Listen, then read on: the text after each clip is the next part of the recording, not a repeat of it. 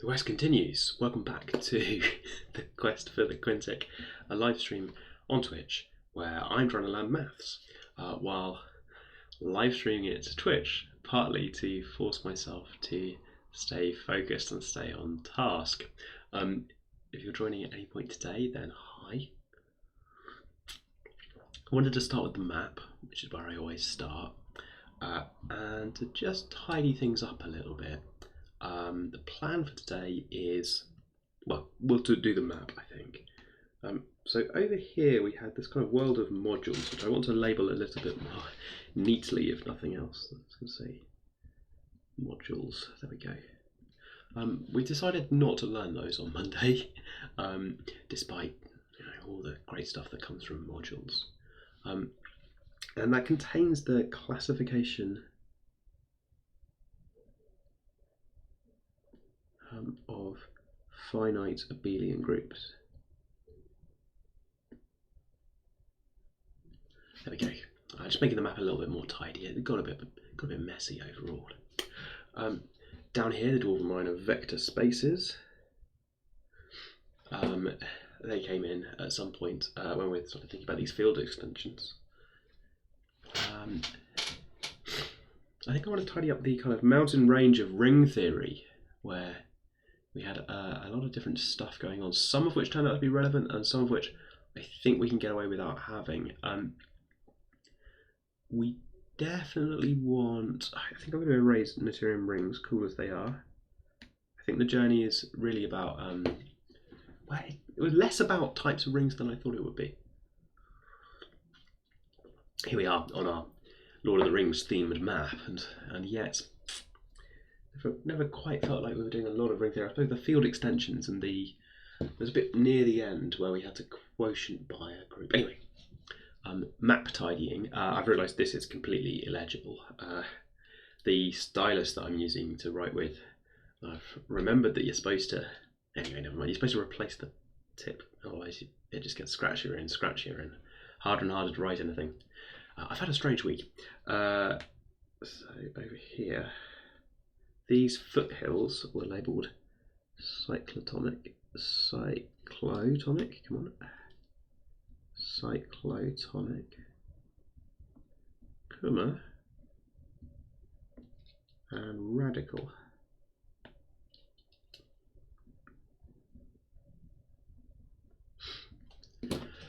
And those were relevant.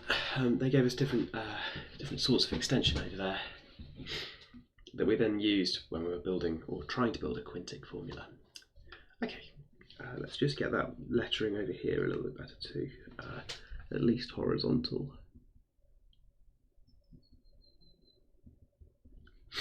Okay, very nice. Right, map.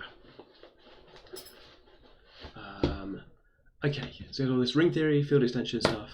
We have some different sorts of extension. Now, plan for today. Having done, over the first 2 days, a kind of speed run where we went all the way from the start point through the mountains to the Quintic. Oops, scrolling. To the Quintic. We're not done. We've also got to understand that route as well. We've got to understand everything along the way. I realised later on that group theory stuff's pretty important. So we've put the stick figure, we're back over here looking at group theory, just for a little bit today.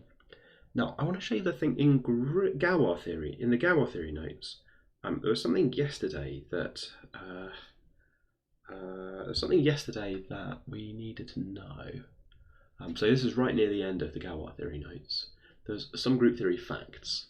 And there's a couple of points here where, perhaps frustratingly, the proofs are omitted because they're group theory things rather than Galois theory in particular.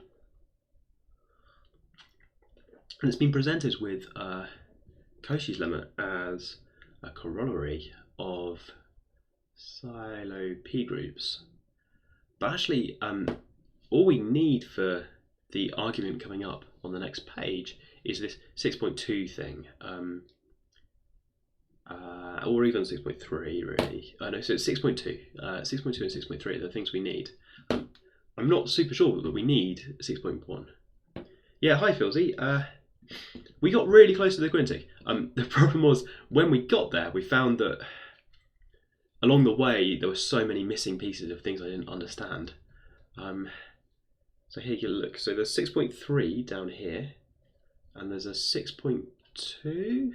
Oh no, we're using 6.3 and 6.4. But we're not using 6.1 specifically in here. So ideally, a kind of shortcut would be if we could understand this to get onto 6.3. So we're using 6.2 to do 6.3. So it's now trying to understand the structure of how these things relate together. That proof is about orbits. Maybe we don't even need that. So no, we've got this orbit stabilizer thing in here. Yeah, okay. Anyway, I did some off-camera reading, which is a bit like when Minecraft streamers say they've done some off-camera mining. I did some off-camera reading, and I found, buried in some group theory notes, a proof of Cauchy's lemma 6.2 that doesn't use Silov. So this is from any second course, and this is kind of from any first course. It's a little bit more esoteric. I think the kind of more advanced or correct way to prove Cauchy is probably to go via Silov, although that's how it's presented here with this exercise. But I found this kind of shortcut, which I want to show stream. Fieldsley's here. I know you've got a lesson in a minute or something, so I'll do it now so that Fieldsley sees it. Here's what I've got. I need to go to group actions, this one. Yeah, here it is. Okay, Cauchy's theorem. So here's what we want. P a prime dividing the size of G. And this is going to be relevant in the context of Galois theory because we're going to know that the degree of the polynomial divides the degree of the polynomial has something to do with the degree of the field extension, which means it divides some larger field extension. Oh my goodness. The degree of the polynomial is going to be 5. 5's prime. We're trying to show that there's an element of order 5 within our Galois structure stuff. Anyway, Cauchy's theorem, which in these notes beautifully is theorem 285. So just a little bit of off-camera reading. Here's a proof that is just really good. Works like this, and I'm going to explain it as if Fieldsy is watching. Sorry, Fieldsy, to put you on the spot, but yeah, I said something in chat. You consider for your group, you consider all possible products that give the identity in order like this. So hey, yeah, there we go. So you consider any sequence of group elements that multiplies together to give the identity. We're looking for an element in the group where all of these are the same. But this set is absolutely enormous. It includes just any kind of combination of group elements at all for the first p-1 steps. And then because groups are really nice, everything's gone inverse. There's always something you can do for this last step. So it's like maybe you're looking at some the group is maybe some sort of particular shuffles that you could do, and your friend is going to do p-1 of them, and then your job for this last group element here is to sort everything out again. And you always can sort everything out. It might be a real pain if your friend has done lots of different shuffles, but you can undo that, and we can call that undoing step at the end just one kind of complicated shuffle. I guess groups are nice like that. That doing a shuffle and then another shuffle is like doing one big shuffle. Anyway, so this set is absolutely enormous. In particular, the size of this set is a multiple of p, because well, p divides the size of the group, and then you've just got like a huge number of choices in there. So this feels like we're nowhere near finding. Is there an element in there where all of those G1, G2, G3 are all the same? And then if they're all the same, that we would get over here that element to the power of p is e, the kind of order. That's what order means, that you do it exactly p times and you get back to where you started. But here's the nice thing. You imagine on that set taking permutations to move G1 to the end. It's not immediately obvious that you can do that, but that will still be in the set, that a different sequence that gives you the identity. That's what these lines of algebra are trying to convince us. That if this sequence is in the set, then multiply both sides by G1 inverse, and then multiply both sides on the right by G1, and this thing changes from E to G1 inverse, back to E again, when you kind of divide by G1 and then multiply. The group might not be commutative, so you've got to be really careful with like left and right multiplications, but anyway, it works out. You can take the G1, divide by multiplying by the inverse on the left, multiply by G on the right. I suppose if you like, that's like combining it together. That's like doing this sequence of actions like that. Yeah, and then on the right, this thing is the identity in the middle, so that's still the identity.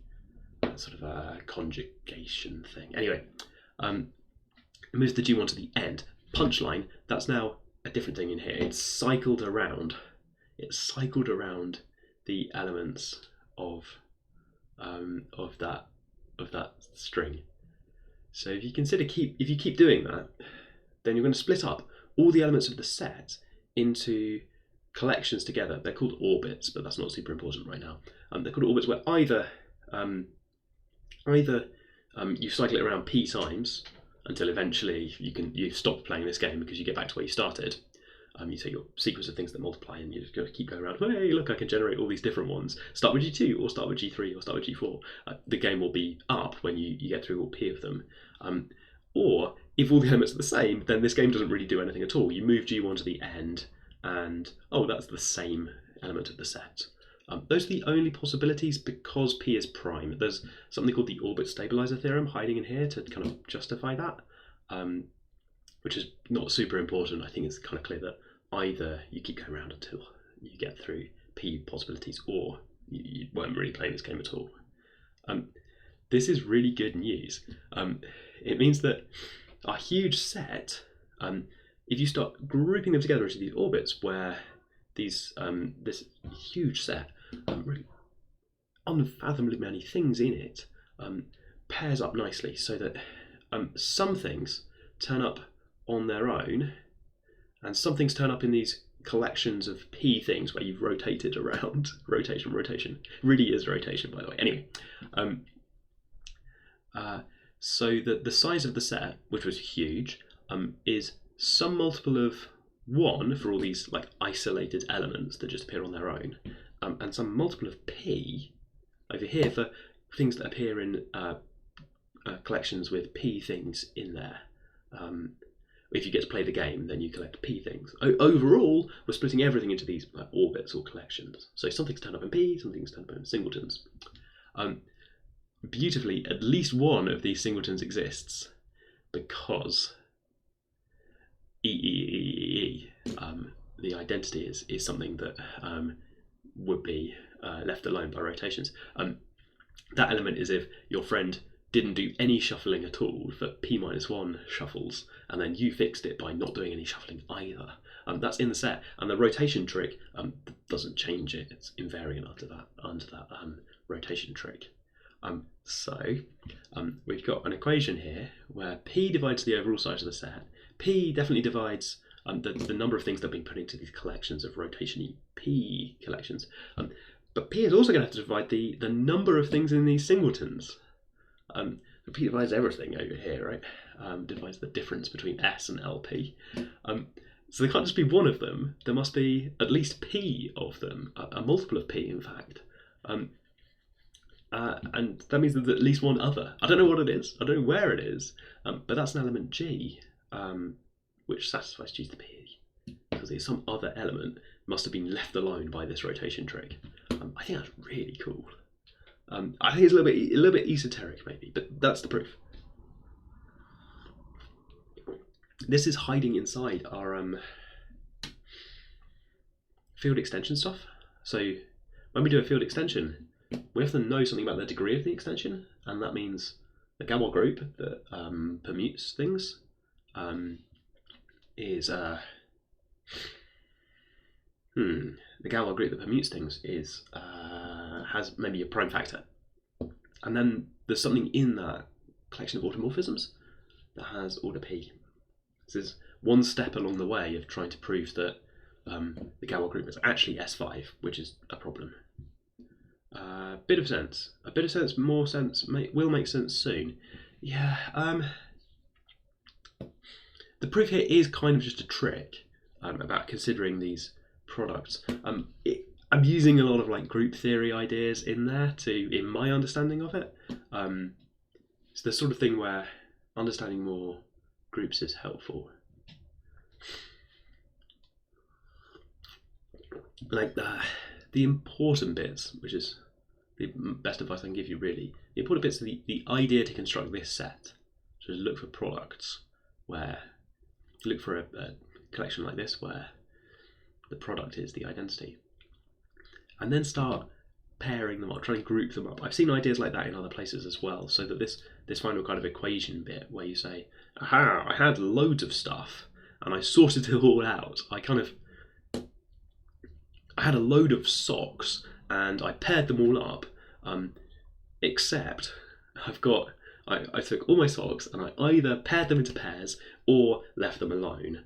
Now, I know I've got an even number of socks overall, and I found just one sock, like the identity sock or something. That means that out there somewhere there's another single sock. They've all either been paired or they're on their own, and I've got an even number in total, so there's another one out there somewhere. I don't know where, but I'm missing a sock. That's kind of the argument, really. I'm going to write that down as missing sock. So P equals 2. So if P equals 2, you've got this action. The action is kind of like swapping. Yeah, so the summation trick is really good. I know the one you mean, I think. The telescoping sort of sum, where things cancel in the middle. Is it like that? It's got a lot of stuff that turns out not to matter. So the thing, so that the telescoping sum has loads of terms in it, and then some of the stuff in the middle might not matter. Let's write down this sock argument while I remember it. So for P equals 2, and the action is a bit like, it's not really an action, is it? But hey, that is pairing socks. And then, so all socks either alone or paired.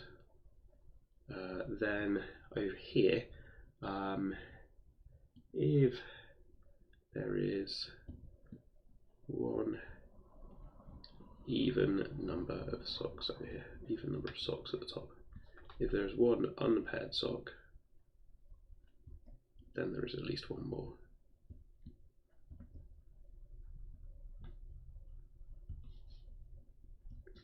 At least one more out there somewhere. Yeah, okay, so I think this kind of argument is the kind of crux of it. It's non-constructive. It doesn't tell you where the other sock is, just that it's out there somewhere. Okay, and then that extends nicely to socks in groups of P. Okay, this is making me chipper because it's kind of cool. I like it. I got something. I can just about put this in a maths club session or something for people keen on the idea of university maths. There's some tricky stuff about explaining groups that maybe you try and skip. Maybe it's all about socks. This group, the group arithmetic over here is awkward, and the orbit stabilizer thing I really want to skip and just say because prime. Definitely don't talk about all this rotation stuff in here. Okay, so that's Cauchy's theorem, which I think that's my preferred proof of Cauchy, which I want to stick in here. So theorem 285 of where was that? That was prelims, groups and groups actions. So back in here.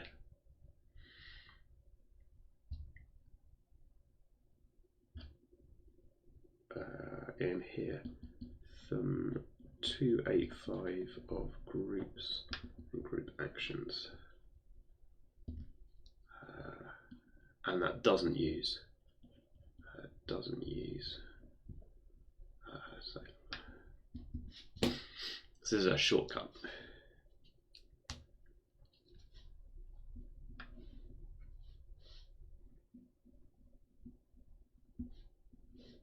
Shortcut past this bit down here. Let's write the word shortcut a little bit more tidily so that I've got a chance of recognizing it in the future. Okay.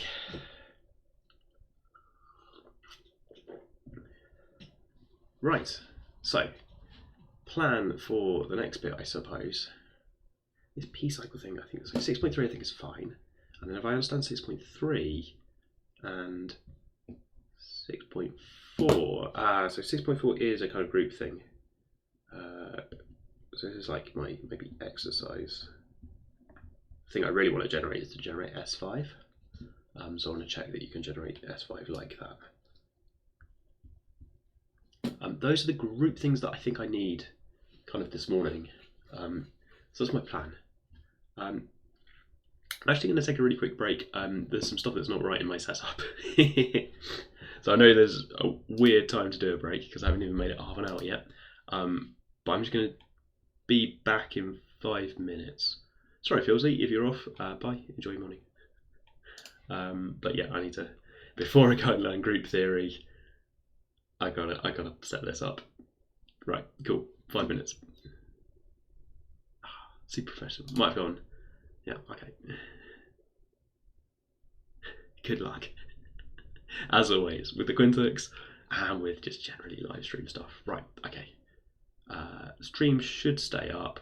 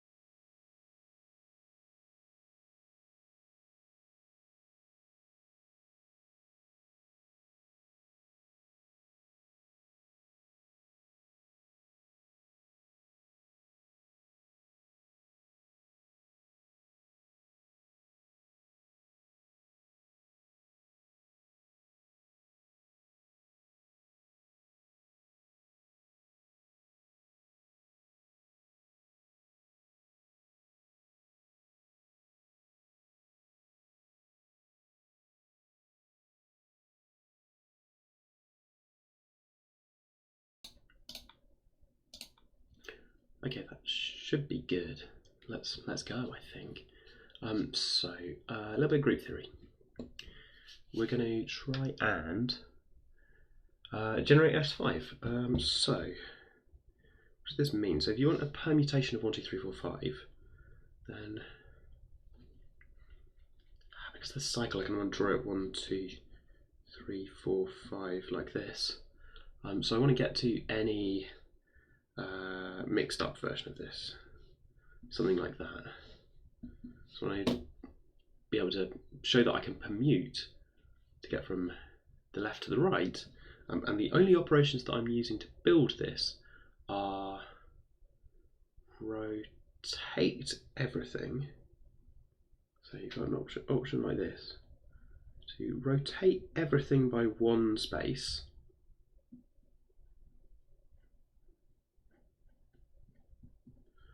which is rubbish on its own. It just gets me from 1, 2, 3, 4, 5 to the kind of trivial other ones where they're kind of still in order. Or swap 1 and 2, which means swap the first and second positions. So that would be the permutation where we just swap these two. Okay. Oh, so that's making me think. If you want to do, so sort of like, you do a little swap. If you want to move it onwards, again, you twist and swap, and that'll move this on this one, which was here.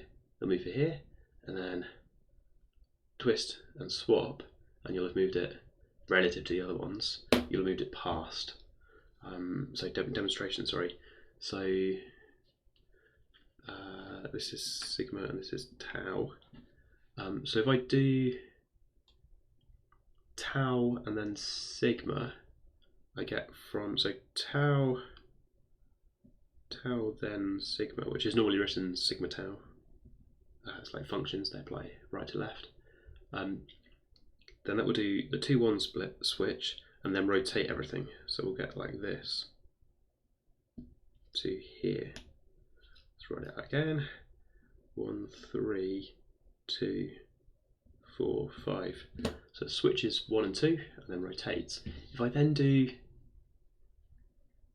sigma again, no, if I do tau next, that'll move 1 past 3 as well.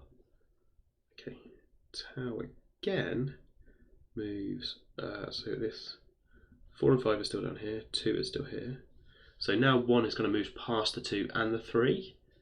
So it's sort of like I could keep going if I wanted to move the 1 further on, and then if I wanted to move the 2 around a bit, I could spin round until I've got the 2 at the top and say, well, I want it to move to the right, spin and keep moving it, spin and keep moving it. You can shuffle it past things. Tau lets you shuffle it past something, and sigma lets you find it again and shuffle it 1 to the right. I think that lets you build anything.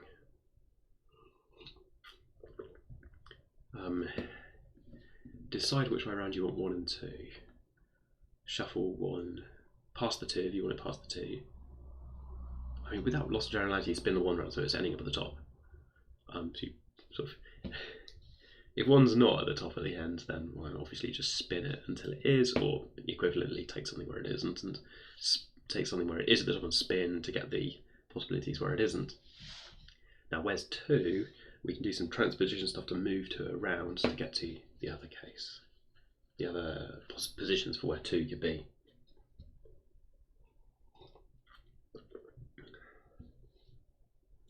Yeah, okay. Vaguely convinced. I think it's better notation for this rather than drawing it out in a pentagon, especially because I don't seem to be able to draw the corners of a pentagon in a repeatable manner. Okay, I kind of believe this.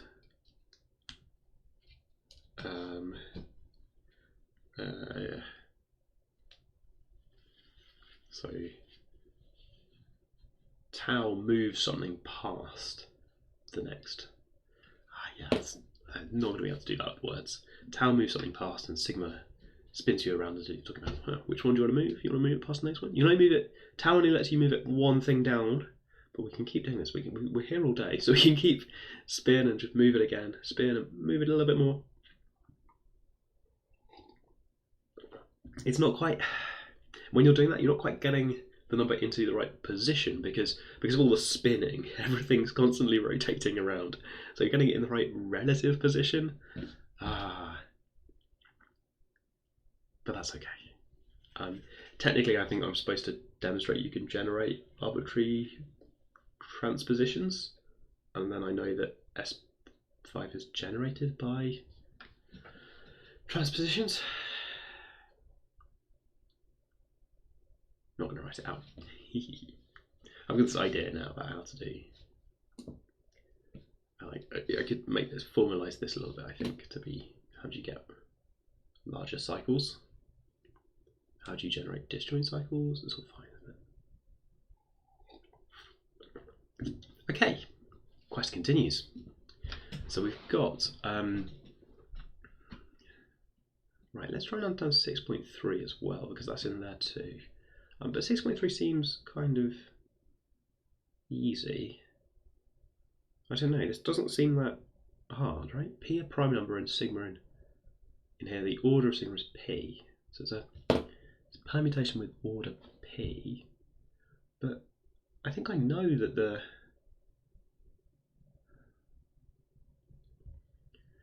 order of an element of SP is something to do with the disjoint cycles within the element. It's like the lowest common multiple, right, of the cycle lengths. And if the lowest common multiple is P, then one of the numbers is at least P, and multiple P, and P is the largest it could be for the cycle length. There's P objects. I think this proof is doing elementary group theory instead, right? Okay, let's think. So square brackets around the sigma because we are thinking about the cosets of sigma under no.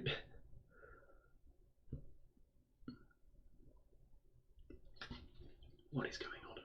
Where is product P, not size of G?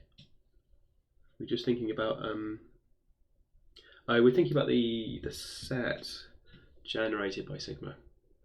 Yeah, the kind of group generated by sigma, which is slightly a group order P. Okay, so group generated by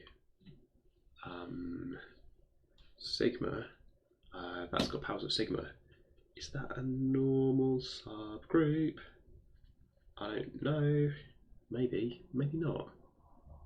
No, because S5 doesn't have any normal subgroups.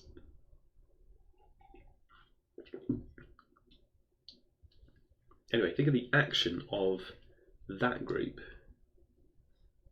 acts on the set like that. The group generated by sigma acts on that set. So thinking about each element in there, the orbit, the places you will go, multiplied by the things that keep that element fixed. That's the action of that group generated by sigma. Those multiplied by P. The only subgroups, because P is prime, the only subgroups are itself in the trivial group. So the orbit is either P or 1, but I've got this adding idea again, the sock pairing idea, except I've got P feet. And I'm supposed to have paired I know that my socks come in, oh gosh, there's an alien with P feet. And I've got P feet, and I know that my socks come in like P, and I've got this idea that, nice, it's daft. P divides both of these things, so it divides the other thing. That's a bit, yeah, but no, the equals bit, it's not quite the division argument here, is it? Because this sum is equal to the number P, and that's ridiculous. I guess it avoids cycle theory stuff. Okay. Fine. I think this is not too bad at all.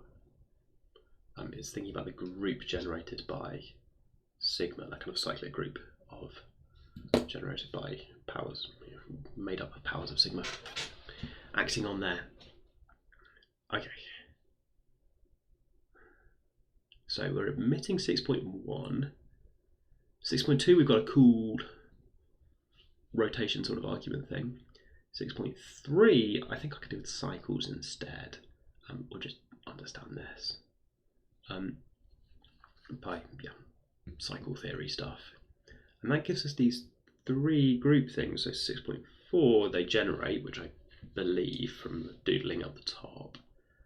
So that's giving me enough stuff to do this from lemma 6.3 down here. Okay, which is the easiest step of quite a complicated block of text. Let's go back in and look at this bit again.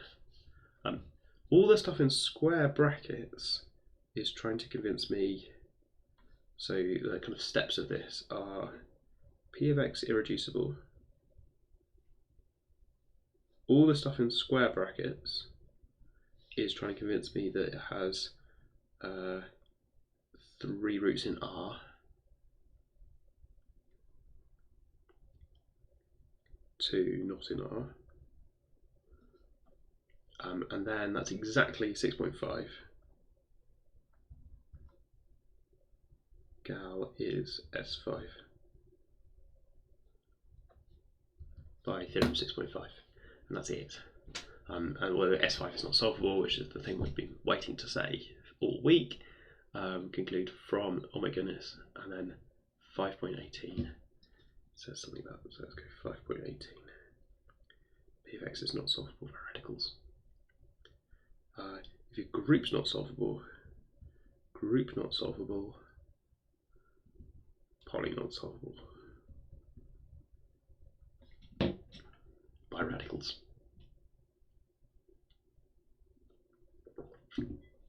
So theorem 5.18 is going to be the thing that's really tough to understand, I think, the thing with the kind of 2-page proof.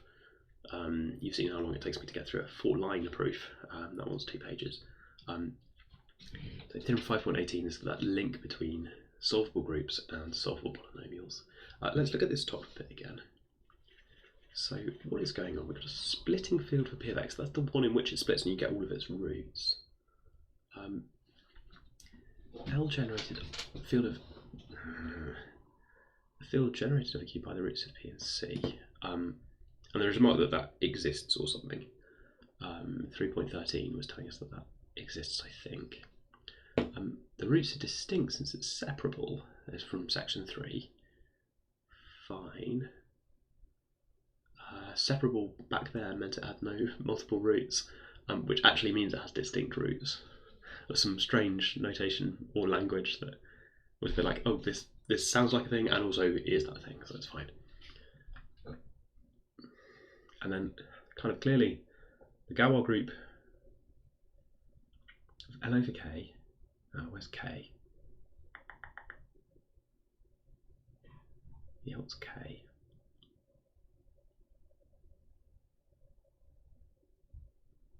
Is K just Q? I think K might just be Q, you know?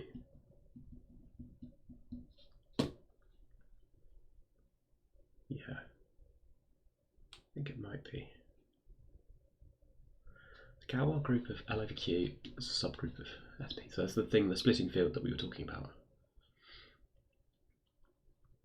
Since P is irreducible, and then this is the rings and modules theory bit.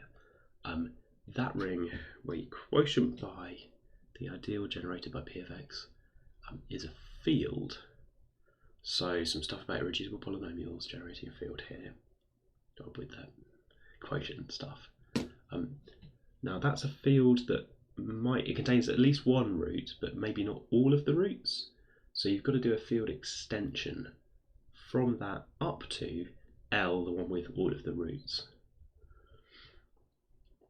Is that an extension? Yeah, I think that's an extension. Map.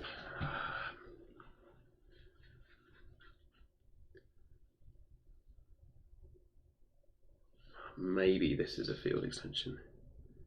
Is this a field extension? Is this itself a field extension over here? where we go from this field, which has got so that field has got that field is an extension over Q of degree P because of the degree of the polynomial.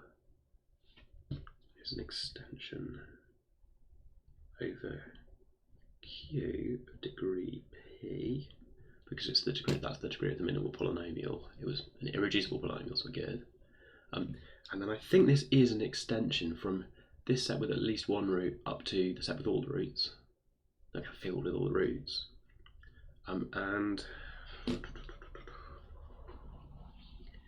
Tower law, I think, means that this P divides the overall L over Q degree, because this is an intermediate field. I think it's like L up to M, M up to K, and P divides the first one. I think that's a field extension, and I think this is true because it's the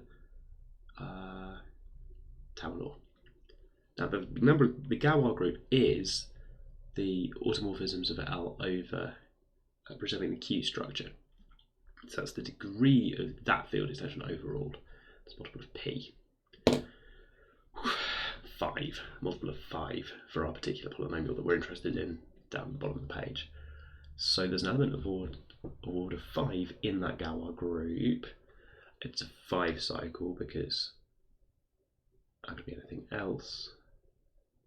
Yeah, hang on, so that irreducible, you need an irreducible polynomial to exist. That's why we've got to this effort of doing this specific one. You need an irreducible polynomial to exist to make sure you get this structure. If it factorized into quadratics or something, if it was if it was not irreducible, then I suppose this wouldn't be a field, so we wouldn't be doing this argument. And the Galois group, would it be still be a Galois group for the splitting field?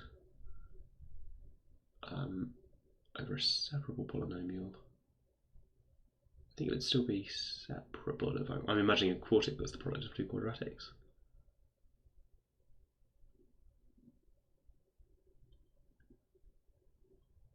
I mean, product of two quadratics. A quadratic and a cubic or something. So that it's still P equals 5. If P were reducible, what goes wrong? Well, you don't get that field, so maybe what would the Galois group be? I mean, it'd be some other subgroup of SP, possibly quite a small one, possibly a solvable one. If the thing factorizes nicely, then maybe it is solvable. Oh gosh, if it factorizes down to a quadratic and a cubic, does it turn out to be something like C2 cross C3 or something? Hard question. If the polynomial is reducible over Q,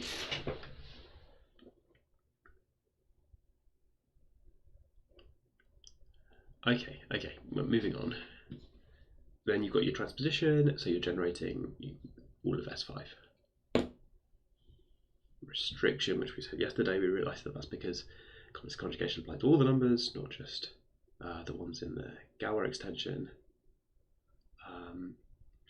And it's not the identity, since it has no real roots. That's important, I suppose. Well, if it had real roots, then we would maybe be looking at a subgroup of order 5, like the cyclic C5 subgroup of S5, which is solvable.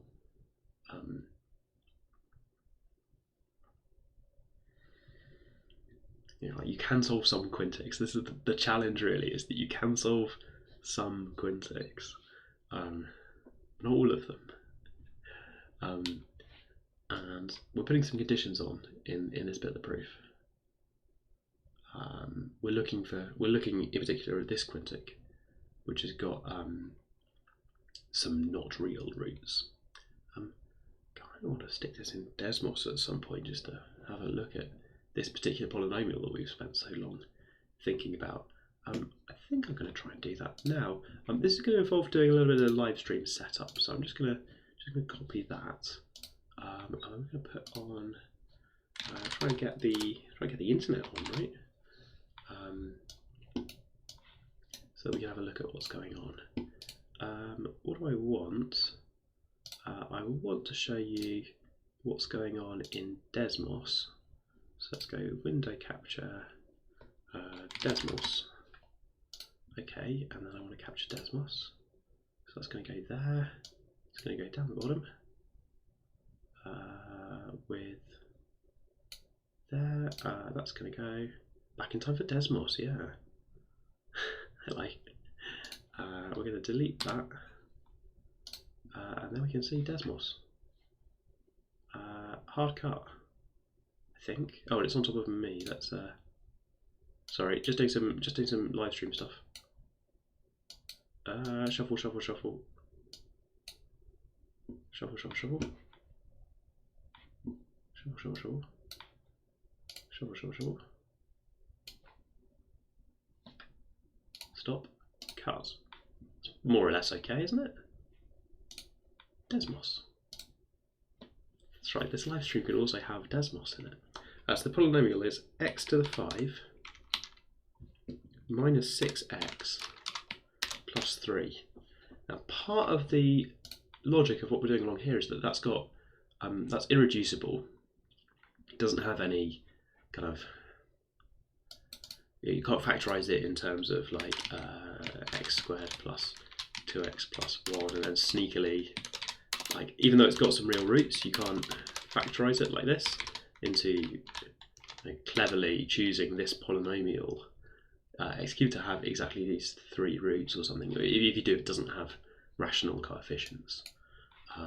So I think that means that these points where it's crossing the line are irrational numbers. So that's pretty cool. I think cool enough. There's a bit of proof in the notes to explain that this polynomial has 3 real roots, therefore 2 complex roots, if you're going to talk about its 5 complex roots. And that kind of looks realistic, doesn't it? The proof in the lecture notes goes through looking at, and this is maybe the easy bit, but fine, looking for the turning points. Yeah, two imaginary, two imaginary roots. The proof in the lecture notes that we've been looking at a little bit looks at a kind of, let's do this step by step. I've got the notes on a tablet down here. Step by step. P of minus 1, so P of minus 1 is 8. That's noted in here. Oh, that's not quite the turning point, is it? Look. Huh, weird. P of minus 1 is 8, and then there's a note that P of 1 is minus 2, which is down here, which is not quite the turning point, fine, okay. And P of, the limit as you go to infinity is P of, is really large. So like, where do I want to put this? I think it's enough just to say that 1 and 4 taken away 2 is minus 2. Oh no, terrible. I want to go to 2, and then 32 take away 12 is 23 or something. Okay, and this point says it's like super high up. The lecture notes say that goes up to infinity, but you know. Okay, so by a kind of sign change thing, oh, and limit minus infinity, so down here, minus 2. So looking at some points on this curve, minus 2, minus 32, and 12 is minus 20. So it's minus 17 over here. Let's check if we've got that point there. There we go, that point there. Right. Colour code those points, I think. And I'm going to try and stretch this. Can I stretch this? This Quintic's really narrow in between. Oh yeah, here we go. That's good.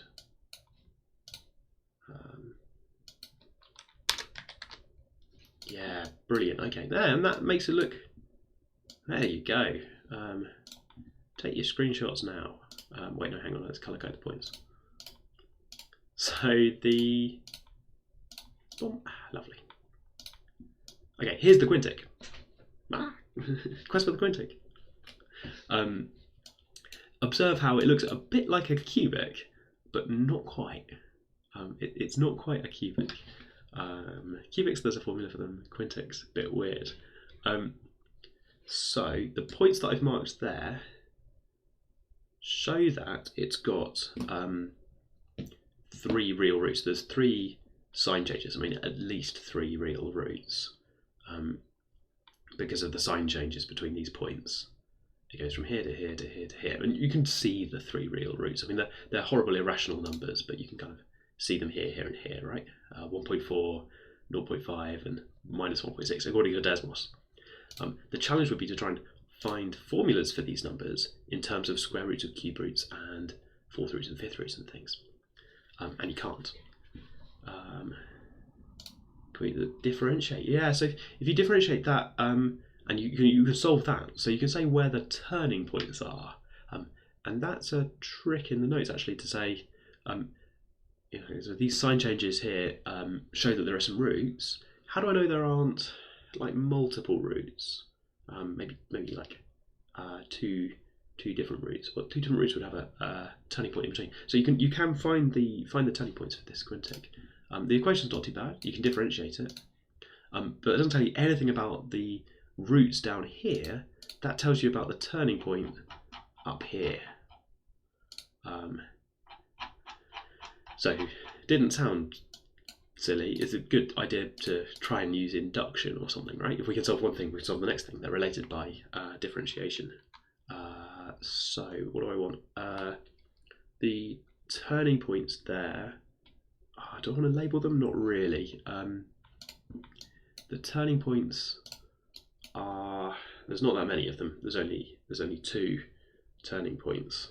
That's not hard to check because you can differentiate. You get this degree 4 polynomial when you differentiate, but it's only got 2 real roots. That's slightly strange, right? The derivative is 5x to the 4 minus 6,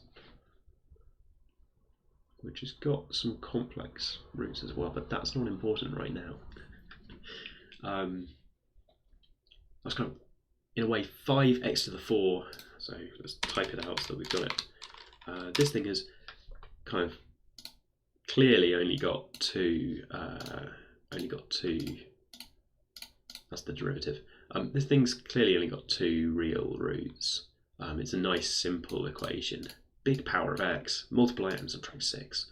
This thing's only got 2 roots. And you can work out what those roots are using square roots, 4th roots if you like. We can do quartics, just about. We can do that quartic, definitely. Okay, so you can find its roots, turning points. That means that it doesn't have... So sometimes quintics are extra wobbly. A kind of general quintic has got extra turning points.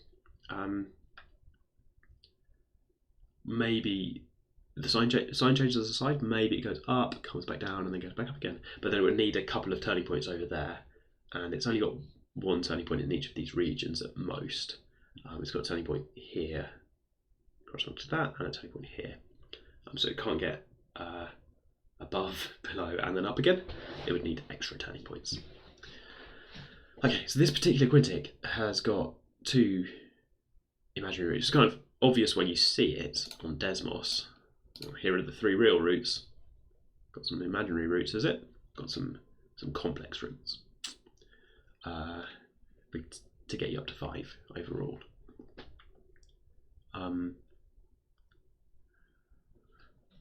Sort of tempting to try and plot those in the complex numbers. I think I'm going to have a go at just throwing this to Wolfram Mathematica, actually, Wolfram Alpha. Can I just drag drop this across? I think I probably can. Yeah, I can. There we go. Great. Twitch streaming, but now with Alpha, right? So, like, why don't we just ask Alpha to solve it, right? There you go, Alpha. Wolfram Alpha's pretty good at solving equations. Oh, there you go. Cool. It's given me back some solutions. So, what's it doing? It's giving me these approximate forms. There is a button here for exact forms, which is very tempting to press. We'll press it in a second. Here are the roots. Okay, so it's got these 3 real roots, and then the thing I like about Alpha is it will present for me this picture of roots in the complex plane, where it's found that it's got these 2 roots that are slightly negative real part and imaginary. Okay, Galois group is going to act on those by complex conjugation. It's found these by, I think, they also roughly equal to. I think if I press exact forms, it won't give me exact forms. Or it's thinking. Yeah, okay. Not in terms of radicals, I think we can say. What are these, Wolfram? 4f3. Right, again, in terms of specific functions, which I think are defined, hypergeometric PFQ. Oh, goodness me. I think these things are defined in terms of roots of quintics anyway. Generalized hypergeometric function. Can I find out more? I can find out more. Oh, Wolfram Alpha is so good. It's the, oh my goodness. Hypergeometric, well, again, nothing like radicals. So, okay, I suppose I need to be careful what I say, right? Because when you say there's no quintic formula, here's the roots, right? Expressed in terms of the generalized hypergeometric function. I should be precise and say that there's no formula for these numbers in terms of radicals, nth roots. So, okay, it's a good excursion into alpha. I liked that, including the why not just solve it in alpha? Here's the picture. Okay, so thinking about how many roots this has got. I also want to just quickly, just to get us a little bit more happy with quintics, I think I want to do a general quintic. So down here, I think I want to go ax to the 5 plus bx to the 4 plus cx cubed plus dx squared plus fx plus g. Switch on 6 sliders for that. Forget this for a moment. Here's a quintic, and then Desmos lets you just sort of have sliders, right?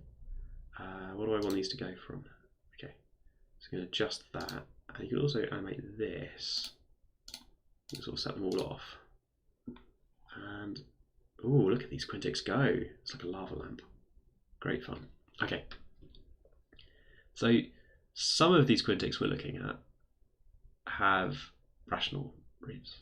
Some of them have got roots that you can express with square roots and cube roots, but some of them have got roots that you can't express with square roots and cube roots. Notice that they sometimes look like cubics, like now, or almost like a cubic, and sometimes they look a little bit more wiggly. That's because they could have 4 turning points. They might be going up or down, and they've got a lot of stuff going on in between. And there's some complicated behaviour about how, let's try and perturb it a little bit. These sliders are kind of correlated at the moment. Let's see if I can do this. I speed up these to coprime numbers, slow some of them down. We might explore other bits of parameter space. There we go. Things going at different things. If there was a quintic with 5 real roots, would that be easier to solve?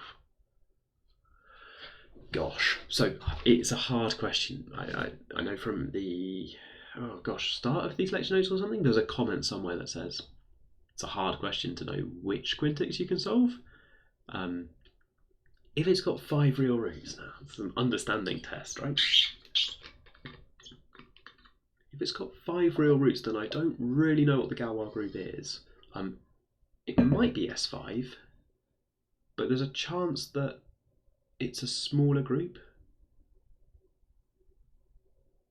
which could then maybe be simple.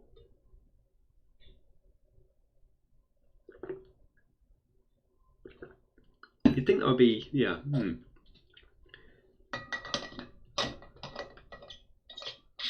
I suppose if it's got, what we've seen is that if it's got 3 real roots, 2 imaginary roots, then it's an irreducible polynomial, then you can't solve it.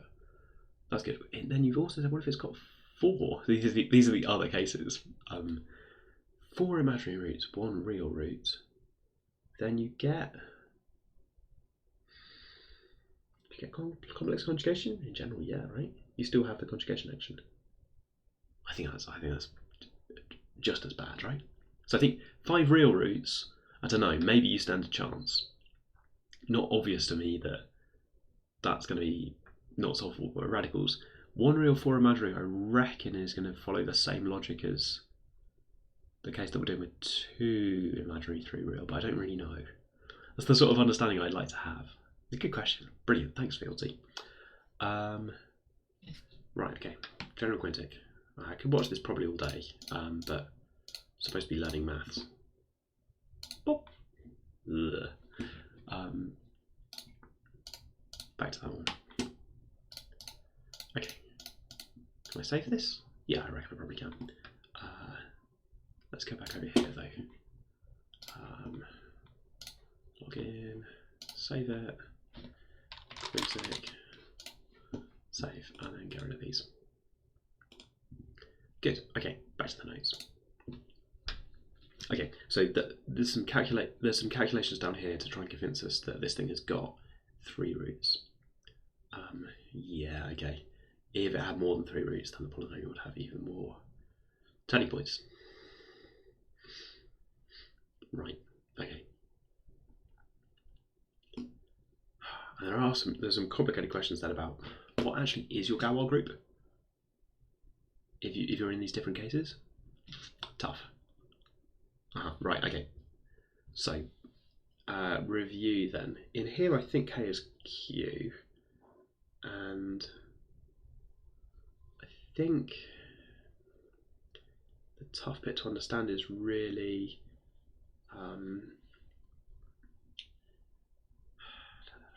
I think I'm more comfortable with 6.5 than I was yesterday now, I think.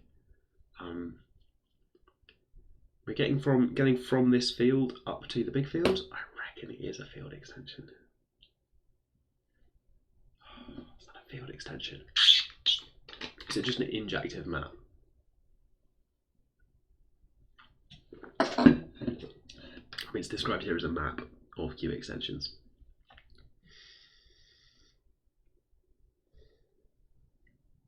Map of Q extensions. I really want it to be an extension though, I think. Extensive, you've got some of the roots and then you put in more roots, that's an extension. Yeah, the group's massive. I mean, it turns out to be S5, which is not the biggest, but there are loads of automorphisms where you permute these things.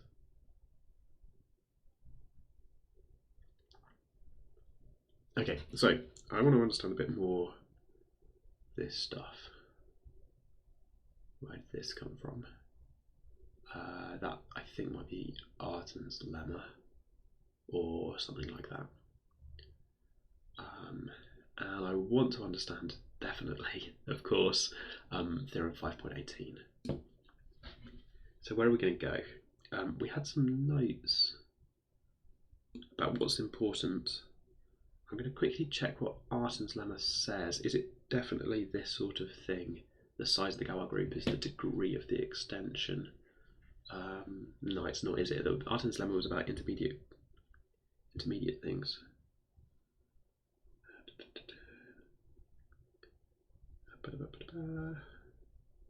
Artin's lemma is. Wait, hang on. This is the fundamental theorem of Galois theory. Pretty big, right? This is the thing that we were just doing. That's about intermediate theorems, subfields and subgroups.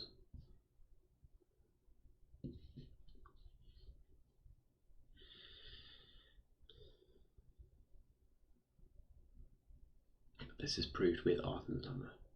What's Artin's lemma again? Down here, 4.2. Oh gosh, okay. G and the automorphisms.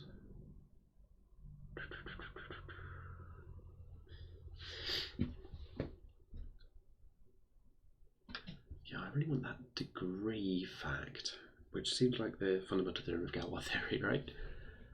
So in particular, if I just think about trying to understand the size of the Galois group.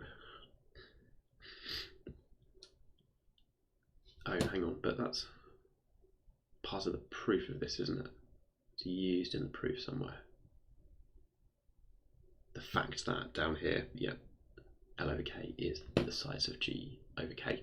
which is LK. So it was earlier on, and we didn't have very much stuff earlier on. As always, we go backwards until we get there. Because we already saw Galois extensions, kind of. We saw Galois fields before we had some definitions that were equivalent. The size of that thing.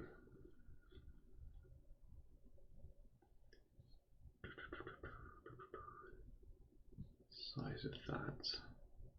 I got distracted by some Latin.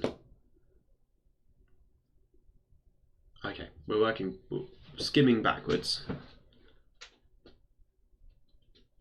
Yeah, okay. Computations down here.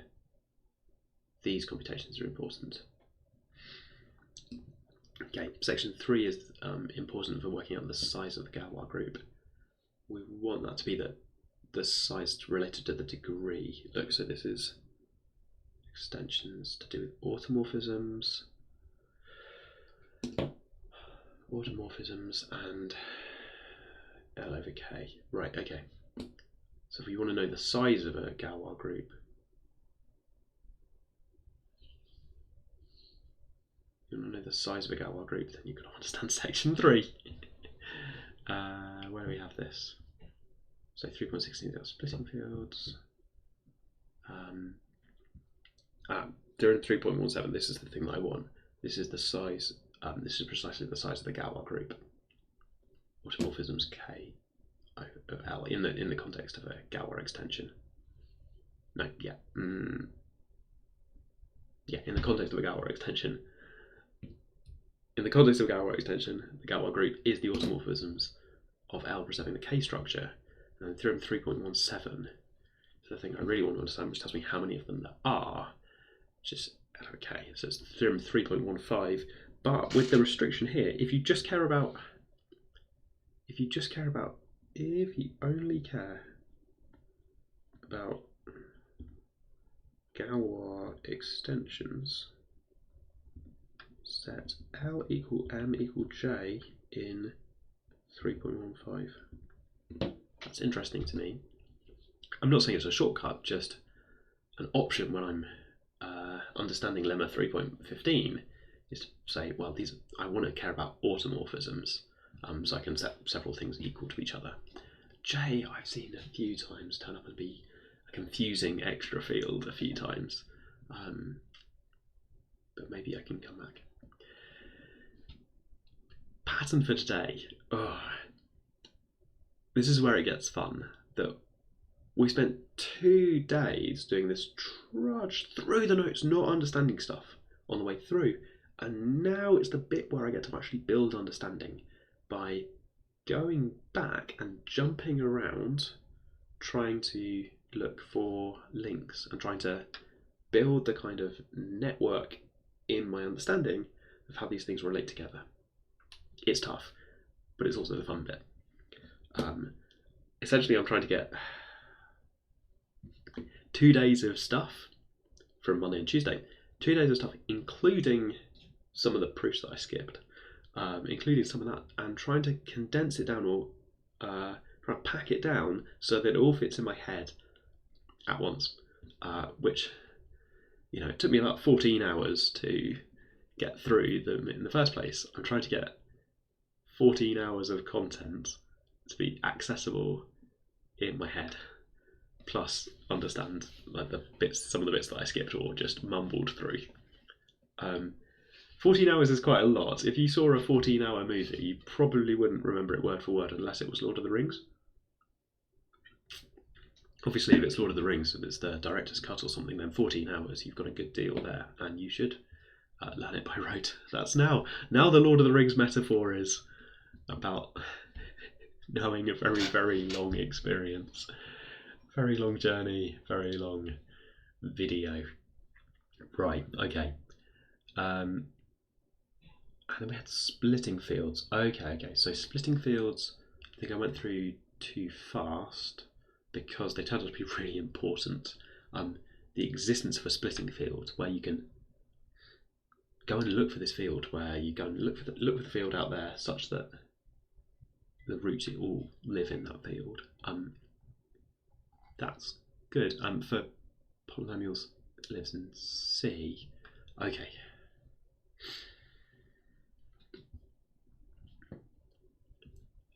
And then here there was a comment about canonical isomorphisms, which I'm going to look up. Canonical, when I've seen it before, means like a standard, or the obvious one, which is not helpful here. Canonical isomorphism. Canonical isomorphism is a canonical map that's also an isomorphism. Naturally from the definition, arises naturally from the definition. Thanks, Wikipedia. Right, okay.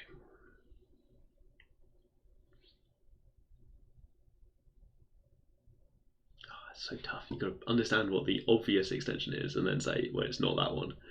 And I don't understand what the obvious one is. Okay, so and I remember 3.13 is considered important. So let's go back to the quest log, because there's a list of things in here where on my second time through I want to put more investment into those. And I do want to look at that table again. It's 3.13 splitting fields and 3.18. And these are early on, so I fancy my chances of understanding these. I'm going to put like a star here for importance. 3.18. I'm going to put a star here for important. Oh no, this is massive. Yeah, well, okay. There's also this comment about 2 exclamation marks on it, so would have spotted it on the way through. Those are the 3s, and then there was a section 2. Then the coefficient's silly. Before 2.16, there's something in there. And find splitting fields. Find splitting fields. Before 2 and find splitting fields. So I think the splitting fields are in here somewhere.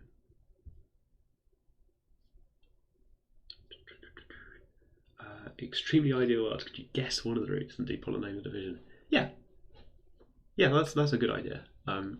If one of your roots is rational, then you're just done. You can find the others in terms of radicals. Computationally, yeah. So Quintic's always got at least one real solution. So you could do some sort of computer search to try and find it, and then do some sort of factorization.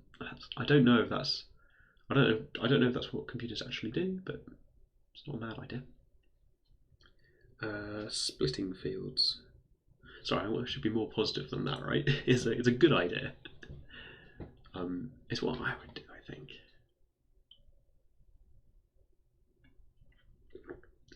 Divide and repeat. I'm worried about your errors building up. If you divide by something that's not quite right, does that have a knock-on effect? Not obvious that works well, but maybe it works arbitrarily well if you get the root well enough. Who knows? Splitting field. Separable. Simple extensions. Simple splitting fields. And then there was a comment to put. I want to put a star before 2.16. Before 2.16. So these stars are going to be useful to me on my second time through, because I'm going to make sure that I understand them well to build resilience before we get through. Before 2.16, where's 2.16? 2.14? 2.15, 16. Star. Oh, all those minus signs and the S things. Well, there's some sigmas around here as well. Oh yeah, there's some sigmas at the top of the page. And some S symmetric functions. Okay, they turn up later apparently. 5.18, but I know that's important because it's got a massive 2-page proof full of diagrams and stuff. What else do I want to pick up on the way through?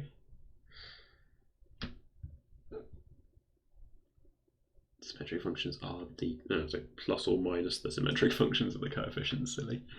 5.18, solvable versus solvable. If your polynomial is solvable, is your group solvable and vice versa. And somewhere in here we've got, those are the things I wanted to pick out. 3.18, really important, and the proof. Okay. Bye, Philsy. See you around. Enjoy your further maths lesson. Oh, the best thing that you could have. Okay, and I also want to quickly look through my notes. So I've got some notes on things that I picked out on the first go through from the Galois theory notes. Am I going to look back at the rings notes as well? How far back in this quest are we going? So I think I was quite happy with the ring stuff. I want to look at some particular things, pull out some particular things. But in here, yeah, just want to pull out things that sound important. So these are my kind of things I thought might be important. Pull these things out again. Separable polynomial, all irreducible factors have this. And if calculated 0, then irreducible polynomial is separable. That's good. We need that for our discussion later on. We've got an irreducible polynomial, and we're doing some separable stuff with it, I think. Algebraic field extension is separable if and if M over K is separable, then L over K is separable. I can't remember what that's for.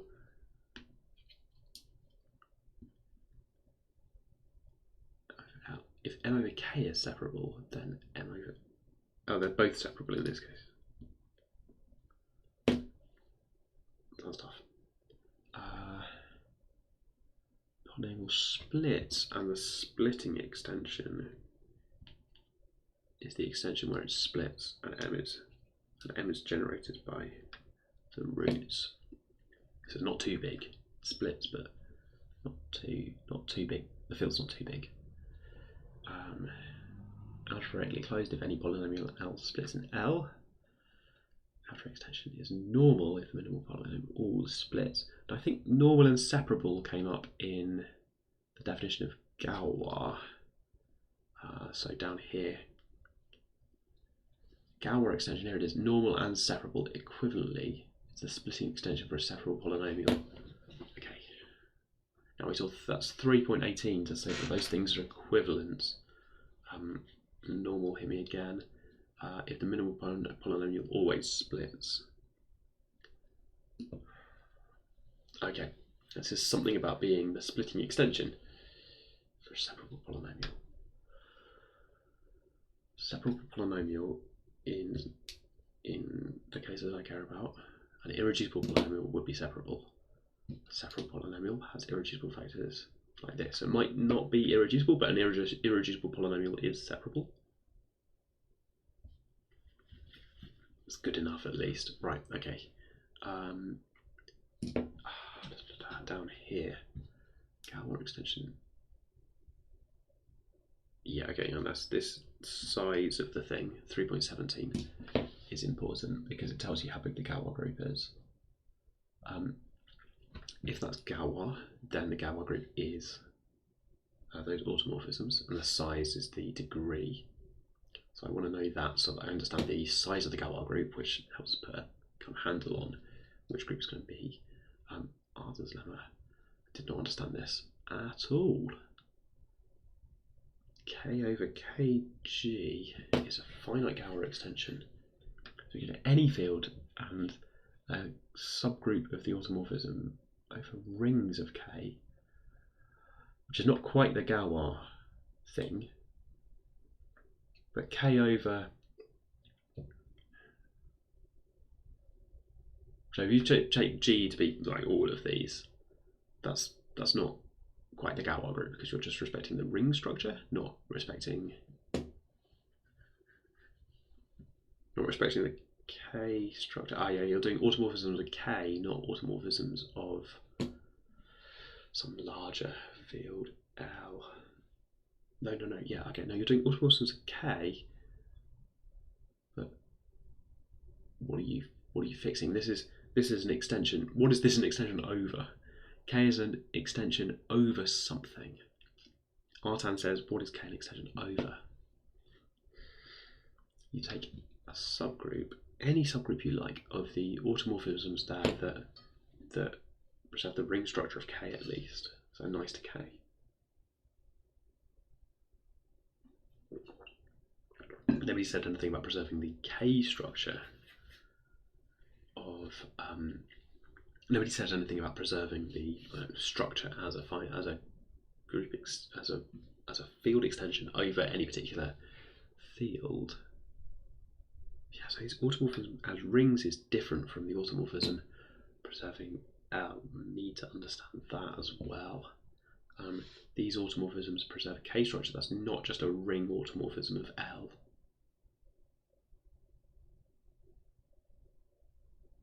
Not just a ring automorphism of L, even though L contains kind of a copy of K. Yeah, my mental model of those things is not good enough right now for the difference between automorphism rings and automorphisms preserving some particular subfield. I suppose as a ring, you won't have any subfields.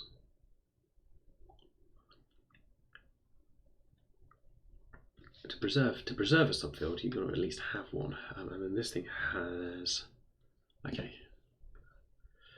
So the elements of K that are fixed by everything in your subgroup is a subfield of K. Is part of Artman's lemma, and with a finite extension back up to K. Galois group G. Galois group. This is like a kernel image kind of thing, I think. It kind of feels like the kernel of an action or something.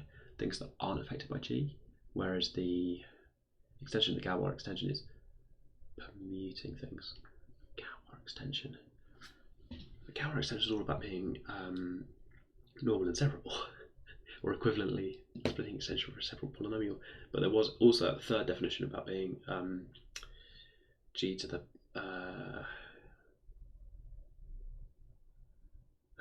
fixed points of the automorphism just being K, just being the smaller field. It's awkward that we normally extend L over K, and in Artman's lemma is K as the big field.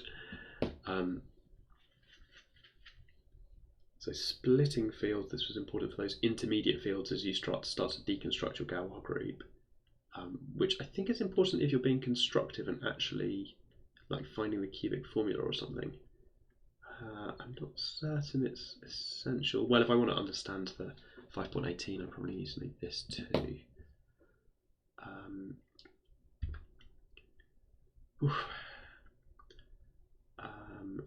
And then this was some description about trying to solve things, right?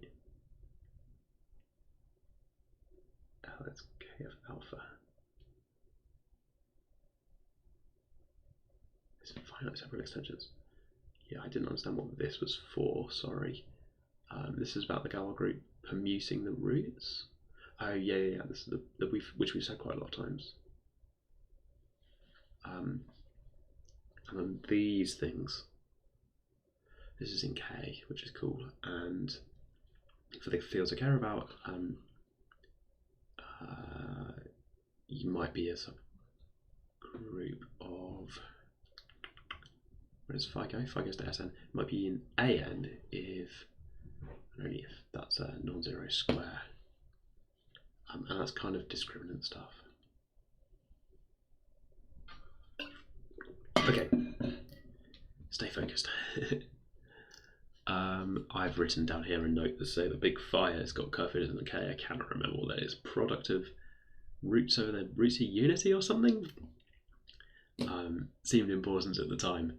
Splitting extension for x to the n minus a is the Kummer extension. We need x to the n minus 1 to split in K, and then we do a slightly different splitting extension for x to the n minus a. They're generated by a root of x to the n minus a. Oh my goodness.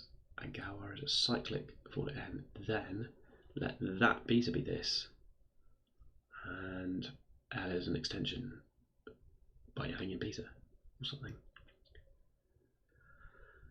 Is that throwing in the root or something? F field G group, character of G, and we brought in characters, and then there was some group stuff about being a solvable group, and then we hit 5.18 and I stopped taking notes. Okay, so these start strong and then peter off as it got more and more complicated yesterday, and I had less and less of an idea of what was going on. Oh, there's phi, big phi. Yeah, okay, so I tried to take notes on the notation as well. There's some field of fractions at moments that surprised me. I shouldn't be that surprised by fields of fractions, but hey, why not make a field out of your ring? I guess why not? Sort of completion thing. Respecting the ring stuff, that was this, but not necessarily subfield stuff. Do need to get better at understanding that. The action of G is referred to, yep, okay, in one of the automorphisms of S as ring. Now these turned out to be really important invariance of S under G, because the Galois group has one of its 3 equivalent definitions involves the invariance. Orbits and stabilizers, symmetric things, discriminants, they turn up much later. Field extension notation uses vertical line in this course. Annihilators, fine, they didn't come back that much. Maybe they were kind of locally very important.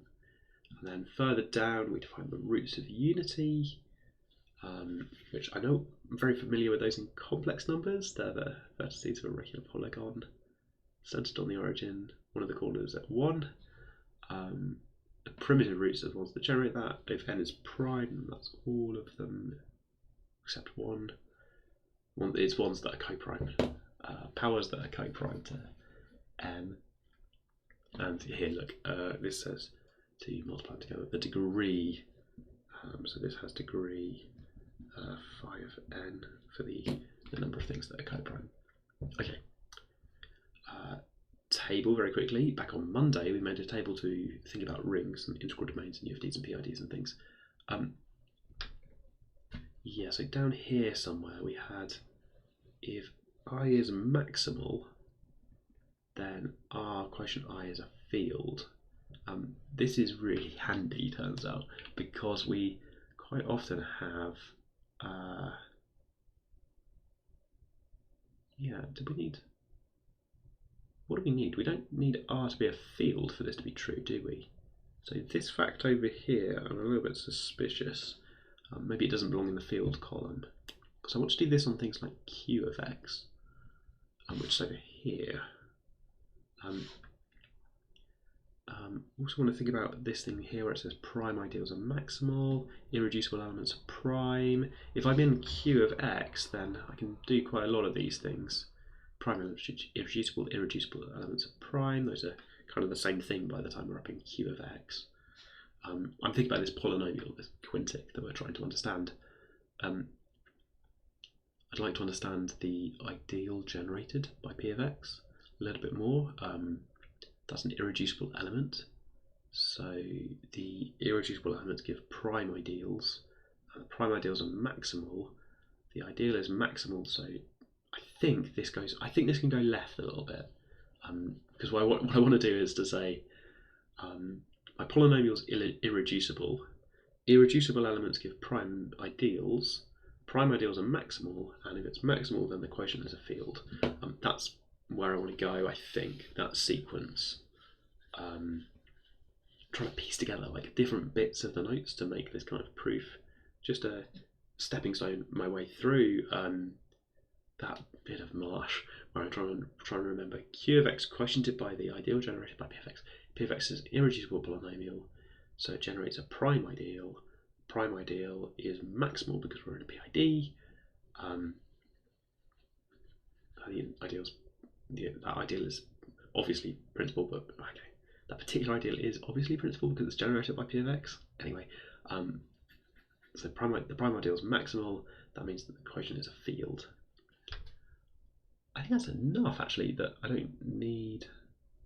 This starred fact shouldn't be in the fields thing at all. I mean, it mentions a field, but it's not conditioned on being. It's not conditioned on R being a field at all. Yeah, so this fact over here as well. Star. I want to get those right. What are the conditions on R for these to be true? I think it's just ideal of a ring. Okay, so I'm going to find that in the rings notes as well. Backing up a little bit, that was the notation for an integral domain. Units have inverses, ring homomorphisms are nice. Definition of a prime ideal, A or B is in the ideal. And that happens if and only if the question is, yeah, okay, this happens, so maximal ideals can't be augmented. Yeah, I think this is just generally for a ring, right? Okay, it feels F and K. K prime just means units, common factors. Prime principal ideals are generated by prime elements. Prime principal ideals generated by prime. That's snappy, but hard to pass. Okay. Back up a little bit. There's the map. Okay. I'm going to take a break to get more coffee. Back in 5, I think. Yeah, I've never done two breaks in one live stream. What is this? It's 10:30. Only an hour and a half in. Yeah, breaking coffee and then start going back through to piece together things. In particular, I think the low-hanging fruit is to grab onto that sequence through the table of Q of X, so it's PID, so prime ideals are maximal, so they have so the ideal generated by P of X is principal. That's maximal because the thing's irreducible. Yeah, okay. To get more of an idea, that ideal is maximal, therefore there's a field generated by it. Yeah, okay. That's low hanging fruit, I think, because it's from the rings section. And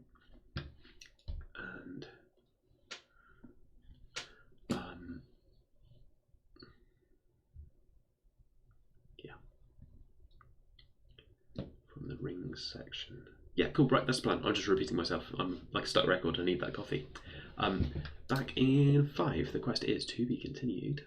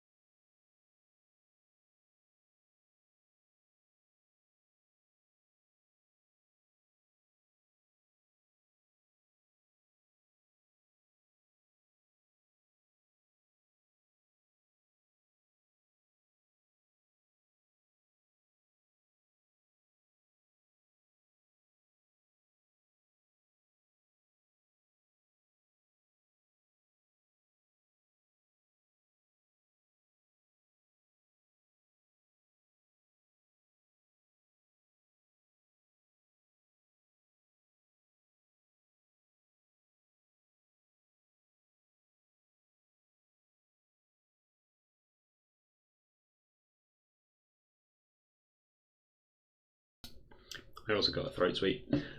Turns out if you just do talking for 7 hours a day, even if you're just talking to yourself, then things get go wrong quickly.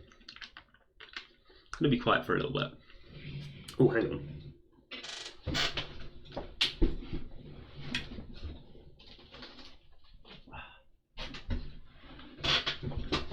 I remembered the cuddly toy that I've been talking to.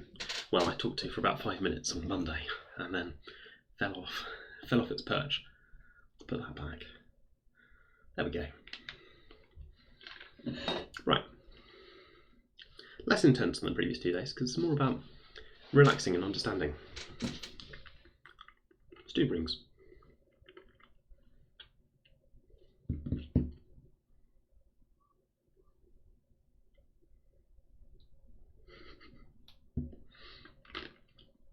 Rings.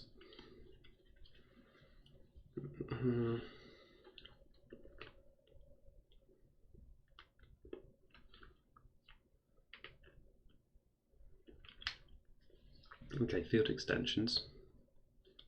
Back in. So I want to go back to prime ideals and maximal ideals. 3 exclamation marks on field extensions. Probably an overreaction. 2.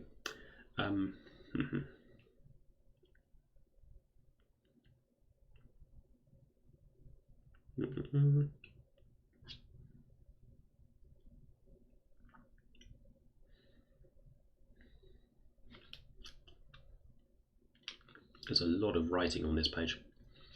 I've spent a lot of time thinking about this, I guess.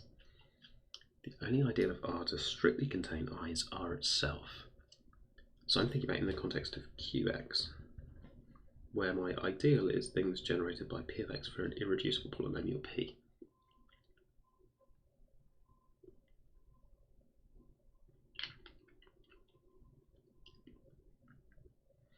Well, let's read what we've got on here while we're on this page. If I is maximal, I'll look at the quotient group. Quotient field, it's going to turn out to be.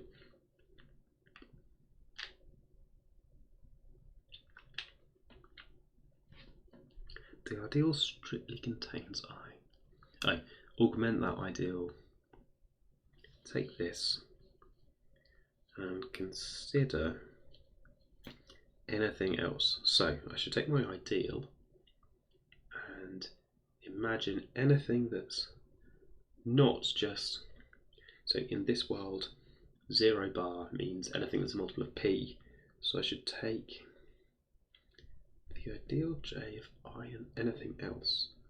So strictly contains I, that's a maximality, J is equal to R. So P of X times Q of X plus R of X could be 1.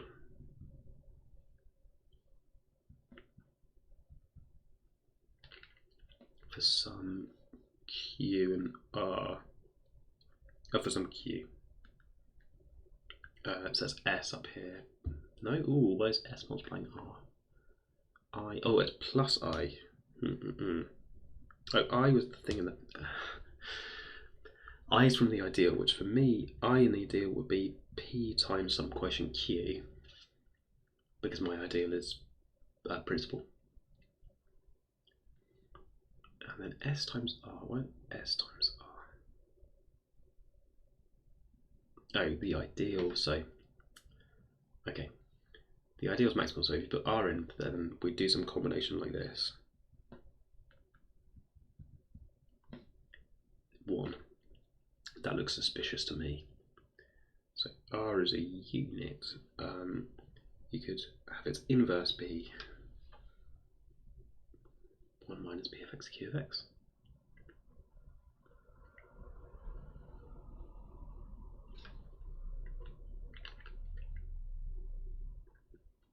R is a unit. Okay. In that field, in that quotient field. So you got P of X Q of X plus S of X R of X. Doesn't feel right. you try and extend it by putting an R in as well to make 1. The claim is that we get a field because up to multiples of p, these things multiply 1. So R has an inverse in the quotient group.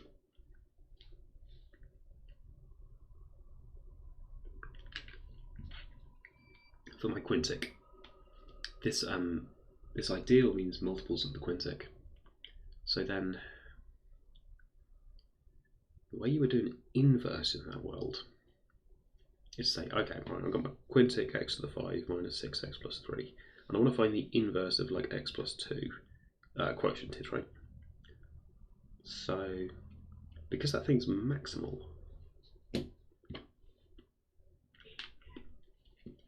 if I tried to build a ring out of, if I tried to build an ideal out of both of these, I would get everything. It doesn't look true, does it? If I tried to build an ideal with everything in here, so multiples of this, yeah, but everything in I and R, doesn't look like the whole ring to me, because how am I going to make constants?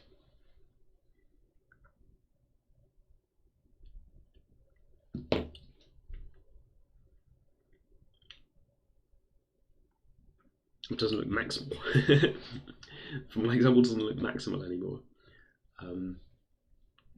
I think I can augment the ideal by throwing in just random small polynomials.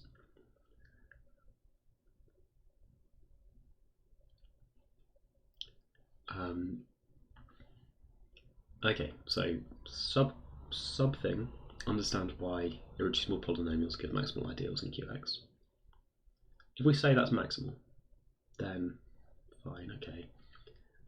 There's some combination of those that gives 1. Doesn't seem true, but hey. So is that a sign I'm misunderstanding something? Probably.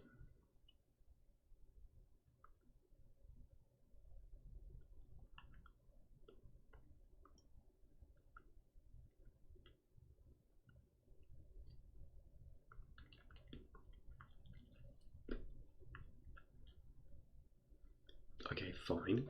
So then S bar R bar would be 1 bar over here, ignoring multiples of P. So R bar is a unit and R bar I is a field. Since P's irreducible, I think that, yeah, I think I do want to claim that that's a maximal ideal.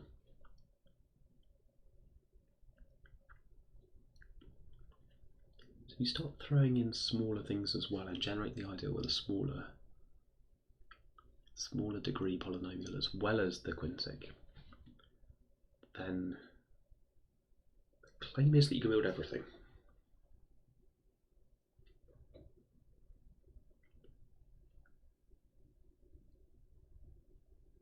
Not field of fraction sort of thing, just, yeah, maybe I don't understand the ideal generated by P of x. It's an irreducible polynomial, so,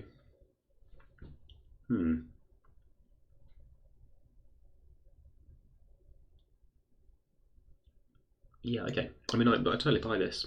Proof that the thing's a field.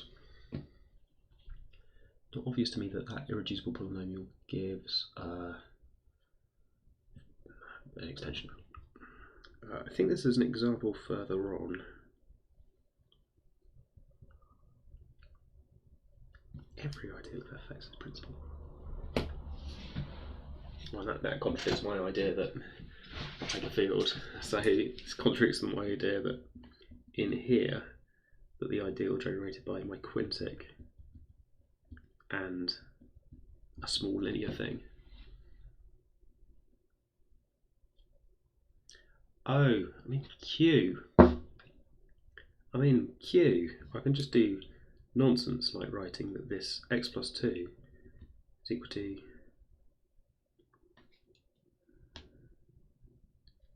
so I could generate this ideal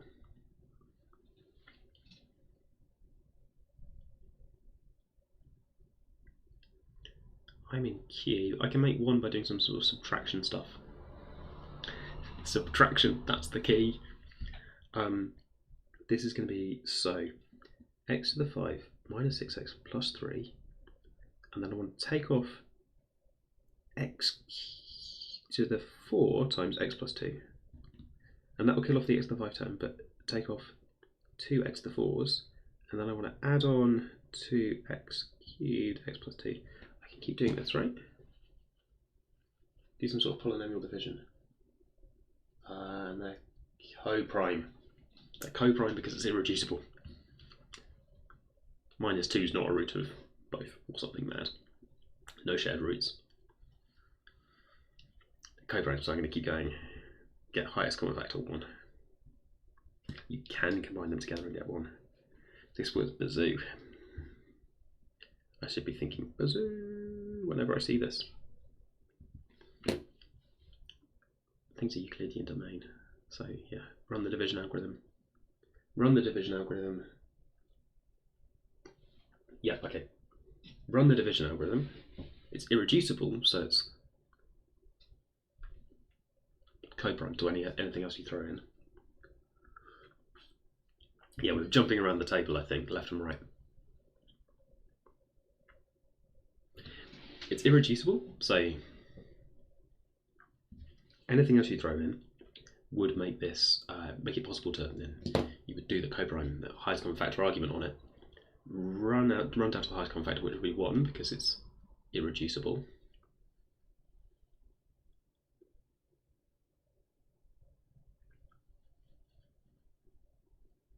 Yeah, you don't throw in another copy of itself, the co-prime, or a multiple of it. Anyway,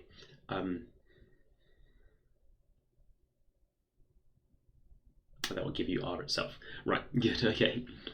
So it's going to be maximal because then you could generate 1 and then anything. Huh. So give me 2 polynomials and I can, it's kind of mad, but polynomial division means that I can take my 2 polynomials and give some mad multiplication polynomial. I do know this, it's just understanding it that's different, right? Give me 2 polynomials that are co-prime, and I find prefactors to multiply them out of them and get the number 1, like a reduction of degree. That's bazoo. That is just what bazoo says, but trying to get it. Believe it in my heart. I can believe it in my head, but can I believe it in my heart? Because it feels so weird for the degree went down.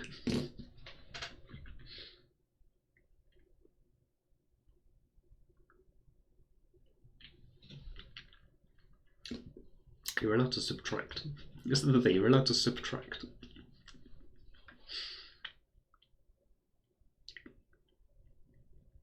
Which can cause the degree to cancel.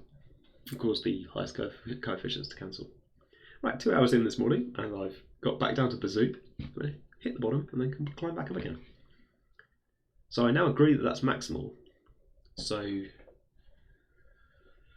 doing bazoo stuff means you get a field for Q quotiented by the ideal generated by P. Yeah, okay. So in the gamma theory notes, just trying to remind myself of this mental, not breakthrough, but just different way of thinking. I want to go back to near the end, over here, and I want to write bazoo over here. And I also write next. I want to remember that it has degree P, and that's just the basis is what you want it to be. There's something about irreducibility in there, I think. Back to rings.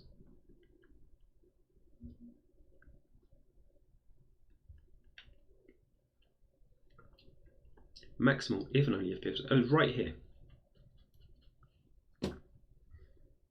Say that it's irreducible. Then by bazoo lemma, and I underlined it around here. Yep, good. Okay. Was that on screen all along? Not quite. Often the trick is to look at a different bit of the screen than I'm looking at. If I'm looking at one bit of the screen and you're looking at a different bit, you're probably looking at what I should be looking at. I'm always looking in the wrong place. P of x gives f of x, so p is maximal. Okay. The non-zero in a PID. Okay. Non-zero prime. I just want to get this down a little bit more, I think.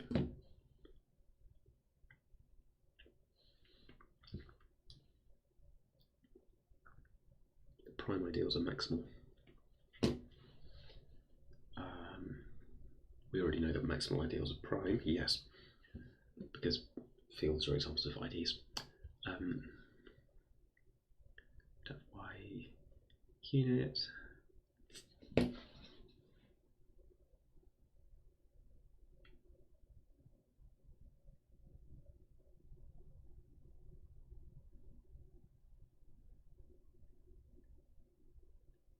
Yeah, so we were using this when we were jumping around the table before. But we actually have this better thing up here for the particular case of polynomials over a field. So maybe I'll just use this, prop 99, rather than prop 100, just a little bit more general and goes down to the PID level. Here we're using some sort of Euclidean domain stuff up here. Q of x is a Euclidean domain, so that's is ED, so let's roll. Okay, degree P. There was some really good page that I liked a lot. It's this 102 with the hearts. General approach to joining a root. Yeah, and this is exactly what we've been doing, isn't it? Right at the end of the quest. K is like Q of x quotiented by that irreducible polynomial. And this is a field. There it is, K is a field.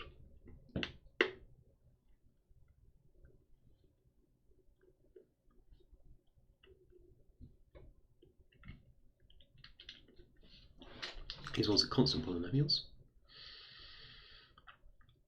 And then we have this. I want to do this one more time, I think, because I love this proposition so much. The root is x bar, which for the complex number kind of example over here, which I do like, is that. So we get at least one root, maybe not all of them, but we get at least one.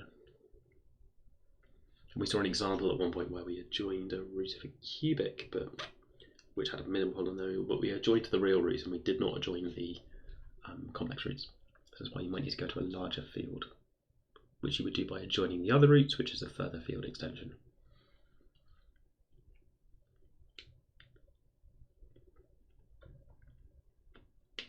This has got a line, which means come back. We're coming back now. Here we are.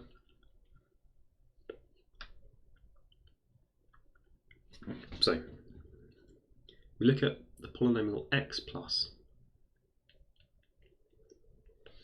ideal generated by f of x. Now, I do think this is because of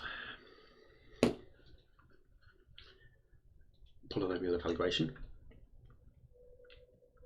It's got the polynomial f consists of powers and addition and multiplication,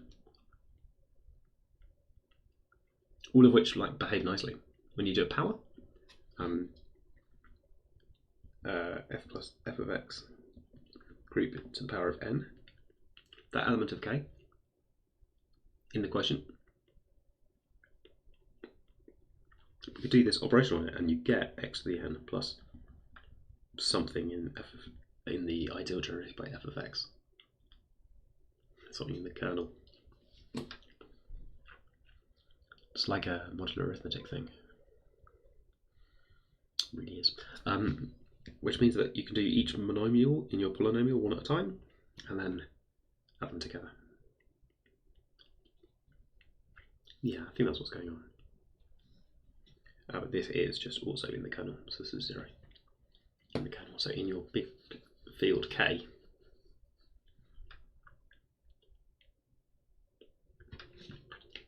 This is maximal because it's an irreducible polynomial. Can't put anything else in, otherwise I'll bazoo and get everything, so it's maximal. The process of bazooing gives you inverses in the quotient group in that field. It's a K's field. Got to use an irreducible polynomial. Double check the reducing bit in here.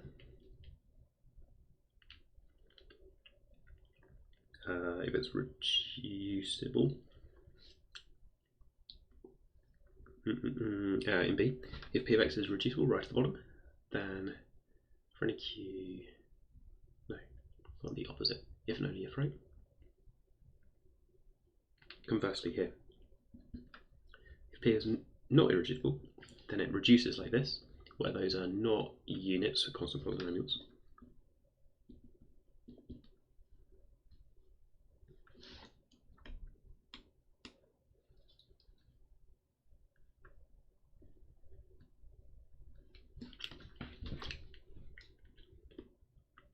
Then you can make it bigger because you could look at a smaller polynomial which would generate a larger ideal, but not everything. Okay. Your attempts to bazoo will find that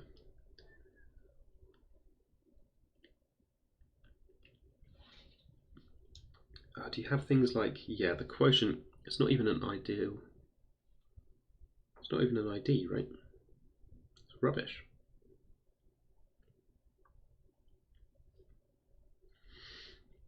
A of x plus p of x multiplied by b of x plus p of x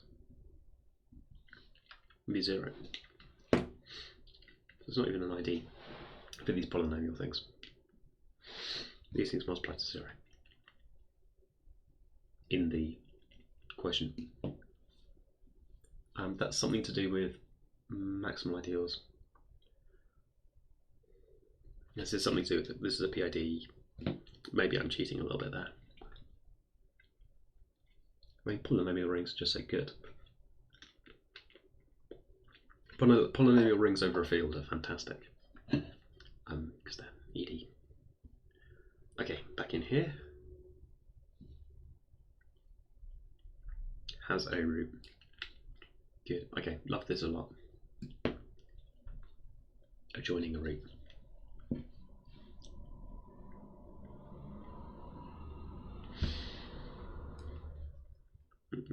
And that's the extension.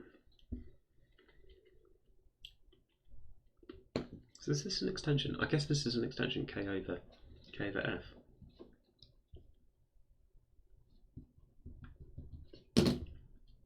Oh no, back down here.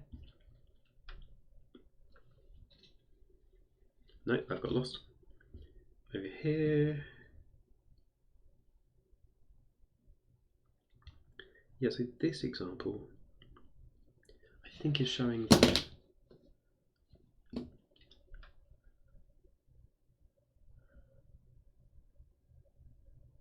cannot factorize further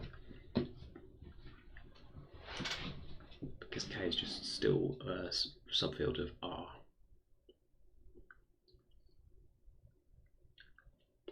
Need to go to the splitting field, the field where it splits. Okay.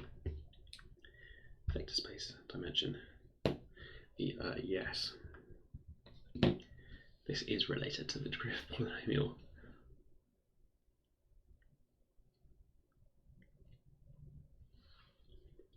The minimal polynomial. Let's find that again.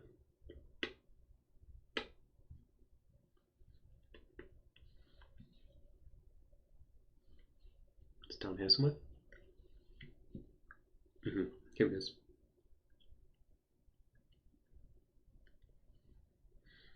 Unique monic polynomial.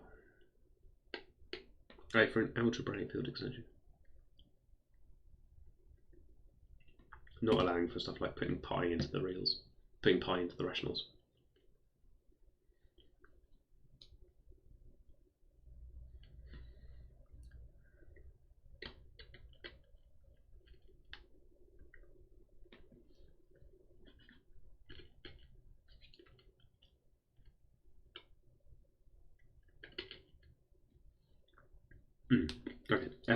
the extension of f by including alpha is that's an extension over f.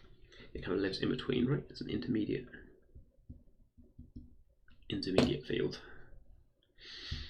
It's a subfield of K, which you could,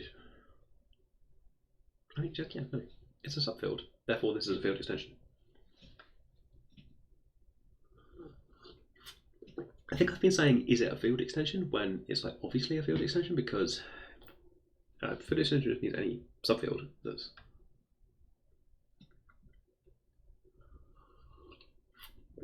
and then they behave really well because you can consider it to be a vector space over that particular subfield. But you could pick a different subfield, you could pick a smaller subfield.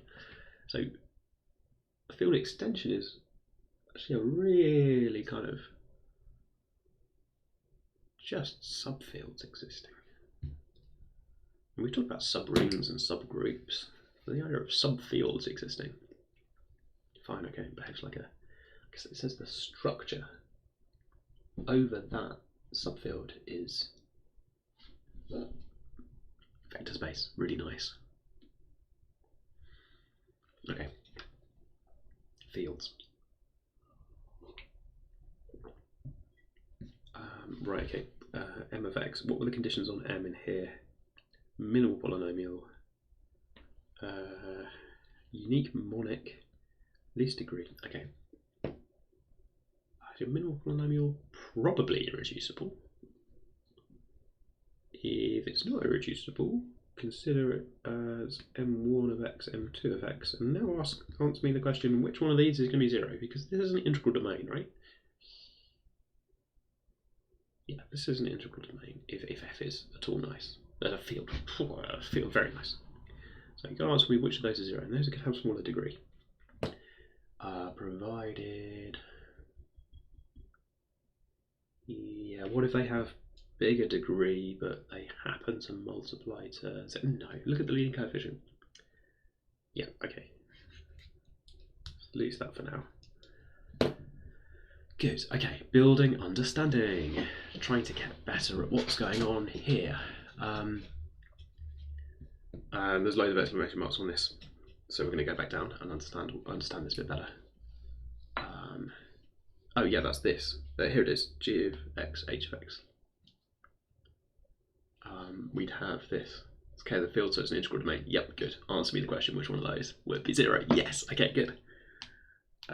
Good. And C, count the degree. M does not divide G, and as M is irreducible, now I know what that means now, it follows that G and M are co-prime. Well, that was G. Page turn. The page turns always get me. Say, right, okay, subfield of degree equal to the degree of m of x. This is the bit I'd like to understand. Hey, couple explains 97. Yeah, we're doing some abstract algebra. We're on a quest for the Quintic. We're trying to understand Galois theory. This is lecture notes by Richard Earle from the Oxford website. It's free. I got them from the Oxford website. There's a link in my you have to go to my Twitch page and then my homepage, or you could just search the Oxford Maths website. Yeah, it's very good. It's all the Oxford lecture notes, more or less. All of them are just freely available. So I'm sort of flipping between this one and the Galois theory notes to try and understand. Because short bio, because you're first time chat, so hi, welcome. I did an undergrad maths degree. I didn't do this course. I really regret it because I want to understand Galois theory. So I'm using this week and my quest for the Quintic to try and understand, learn abstract algebra. That's the live stream. Good.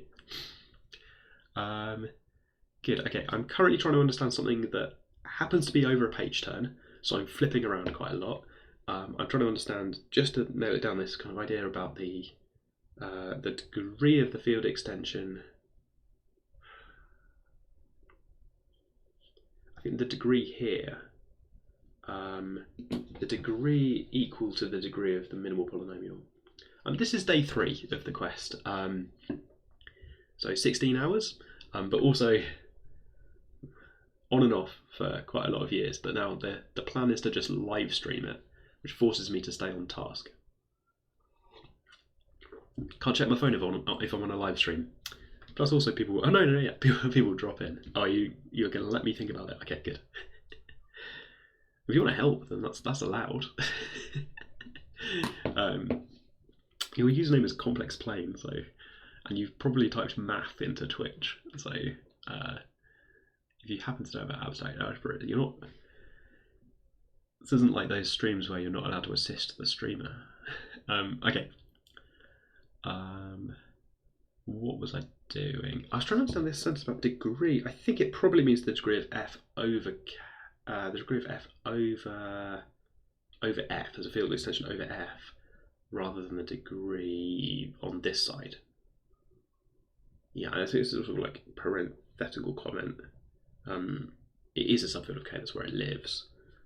But yeah, no, I think it's the degree of the extension. Quickly going to look back at field extension and see if that's, checking the notation that we're using, degree of the field extension. Yeah, I think when you've got to specify what it's over though, right? Because we sometimes think about these intermediate fields where we worry about, is this a field extension over that or the other in the Tower law? So, okay, I'd like it if it was a bit more clear that we were talking about the degree of f over, the degree of f alpha over f. Degree over f.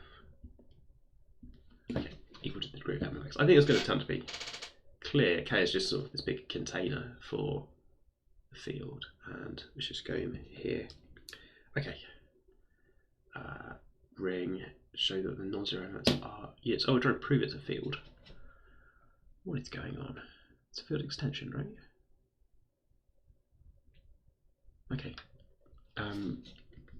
So say that g of alpha is in here and non-zero. We're going to find out an inverse. M of x does not divide g of x because m of alpha would be 0 and g of alpha is non-zero, and because m of x is irreducible, it follows that g and m are coprime. It's not a factor. Yeah, okay. Irreducible, so coprime. This is something about coprime elements. Doing okay. Yeah, again, so this is like the things we saw just a minute ago about trying to construct by Bezout. Here we go. Bezout's lemma again. Make the polynomial such that this works out, and so that's a unit. That looks like exactly like the proof that we were just doing. That it looks really similar to the proof that R quotient I for the field extension. I bet. Do I know alpha? The assumptions are slightly different. So in here, alpha is just some element of k. We're kind of going backwards. Not quite backwards, right? Alpha is a root of the minimal polynomial, so kind of just adjoining it back on. And when you adjoin, you're doing a field extension, and there's a quotient, and we have back in that quotient bit something about quotienting by f. Because irreducible is so maximal, so there's a field, which is what we were doing before. Okay, I don't understand why we're proving it's a field because we have some technology for this. Never mind, it's the same technology. So it's a unit, which is what we were doing before. Finally, if that's okay, right. Oh, we're going to do the degree. Okay, so in particular, here's a basis for this, and there's a step in here to check that it really is a basis. They're independent because if some combination was 0, then that would be a polynomial of degree lower than the degree of m, but that was a minimal polynomial. So yeah, okay, this kind of idea about reducing the degree by doing polynomial division. Okay, so what's this about being in?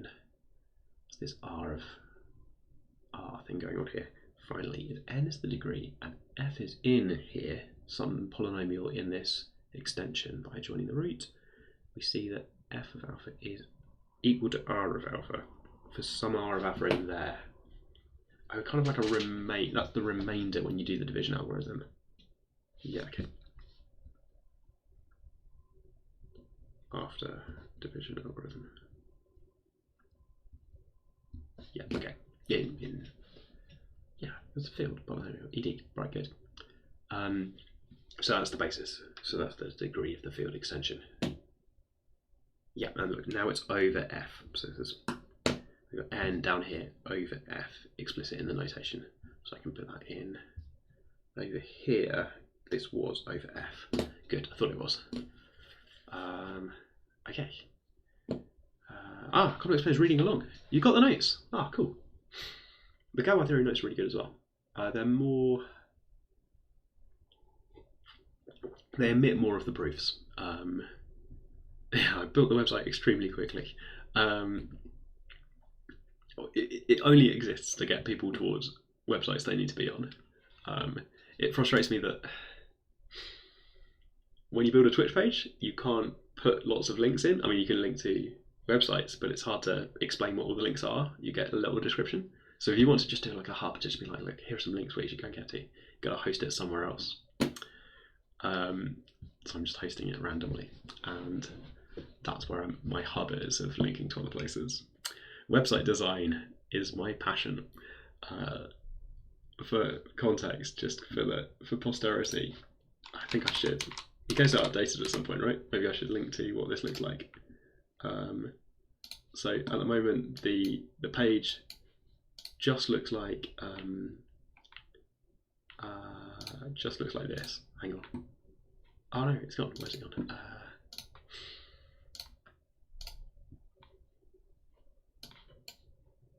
Page just looks like this, which is the massive quest with the Quintic logo, an explanation of what the hell this is, and then links to the notes, and some notifications, and some FAQ about Galois theory and rings, for where I got the notes from. Good.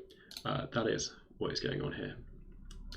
Okay, it's not a good website, but it never claims to be a good website, so that's okay. Right, okay. We're doing all right. We've got this idea about the degree of a field extension made by joining a root being equal to the degree of the minimal polynomial, which is the minimal mnemonic polynomial that satisfies that in K. That tells you something about the degree of f of alpha over f. Okay. Right. What am I doing? M of x does not divide g of x. Oh yeah. No, we just read all this. I don't feel like working over f16 right now. Not really relevant on my quest. Jump back into the Galois thing.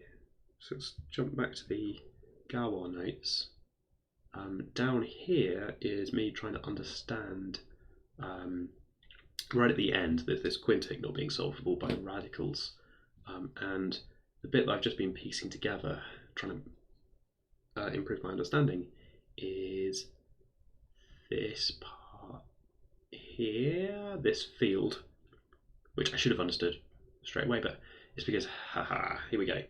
The polynomial is irreducible, so this ideal is maximal. If you put anything else in, then I would use Bazoo to construct the entire field, so it's maximal. You can't make that to construct the entire ring of Q of x. You can't make that ideal any larger.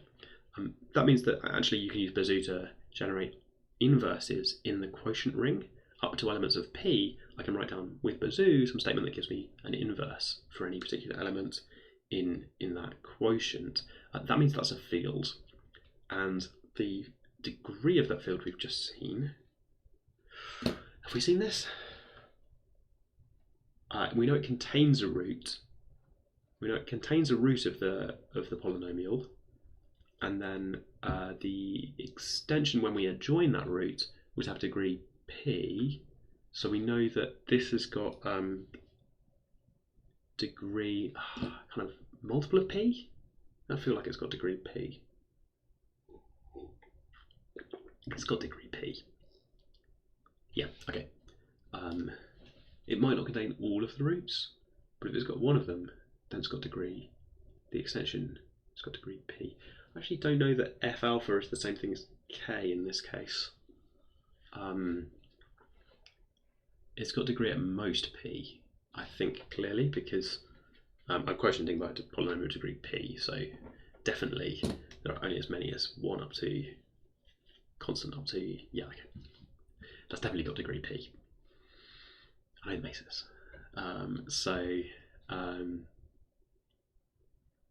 What have we got? Okay, so we know the degree of that. That means that P divides overall this huge field extension out to the splitting field. I think splitting field is where I want to go next. We went past it quite quickly, but there's this idea that the splitting field always exists, which I'd like to understand a bit better. People who are keeping score or playing along at home will know this is in the Galois notes in section 3. Part of this is also me learning where stuff is in the 80, 90 pages of PDFs that I've got to play with. I've got like so much notes. And I've got my own notes over here as well. It was section, splitting fields, which I did find. I remember putting a star on them this morning. Quick look at the table. These things here were true not just for R, so R could be any ring, so I want to put any ring in here in tiny writing. There's a fact about fields, making a field, but it's not a fact. Most of the things like on my table there, you look down, you read, if you're a UFD, then read down here, here's some properties that you've got, and you inherit everything to the left, including just a smiley face because groups are nice. Okay, quick look at the maximal ideals, can't be augmented. What happens if and only if you are one, if and only if the quotient is a field, which is what we've been doing. Fields only have boring ideals because if you contain the identity, then I will multiply up to show you everything, and if you don't contain the identity, then you don't contain very much at all. Okay. And, oh, map, good. Where are we? I guess we're all over the place, aren't we? We're somewhere around...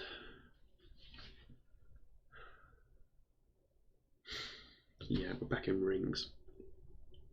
It has splitting fields, which are somewhere around here. Let's tidy that up slightly, sorry.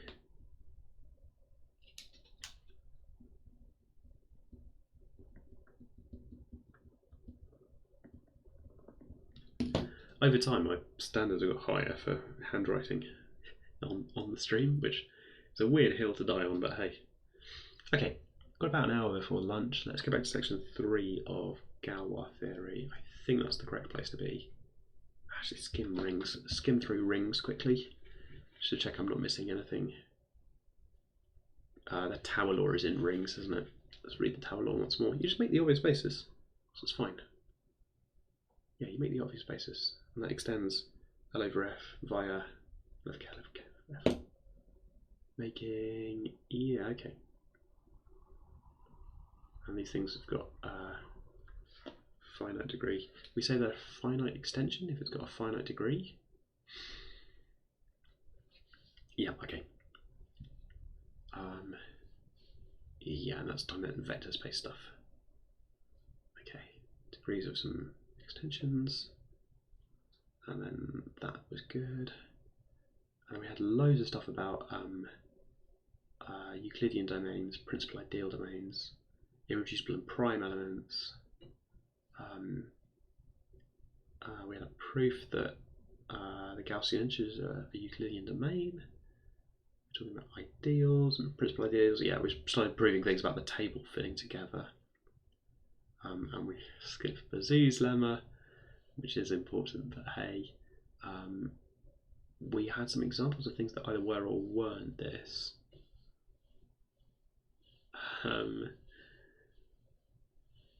We don't know for any positive integers if any plus m pi is irrational or not. So this is like the ideal generated by e and pi. No, over z. So you like to think about it in terms of roots of polynomials. What's the link? So that's, we want to know whether ne plus m pi is. So I guess I know these are irrational, but I don't know if that combination is irrational. So sort of like, okay.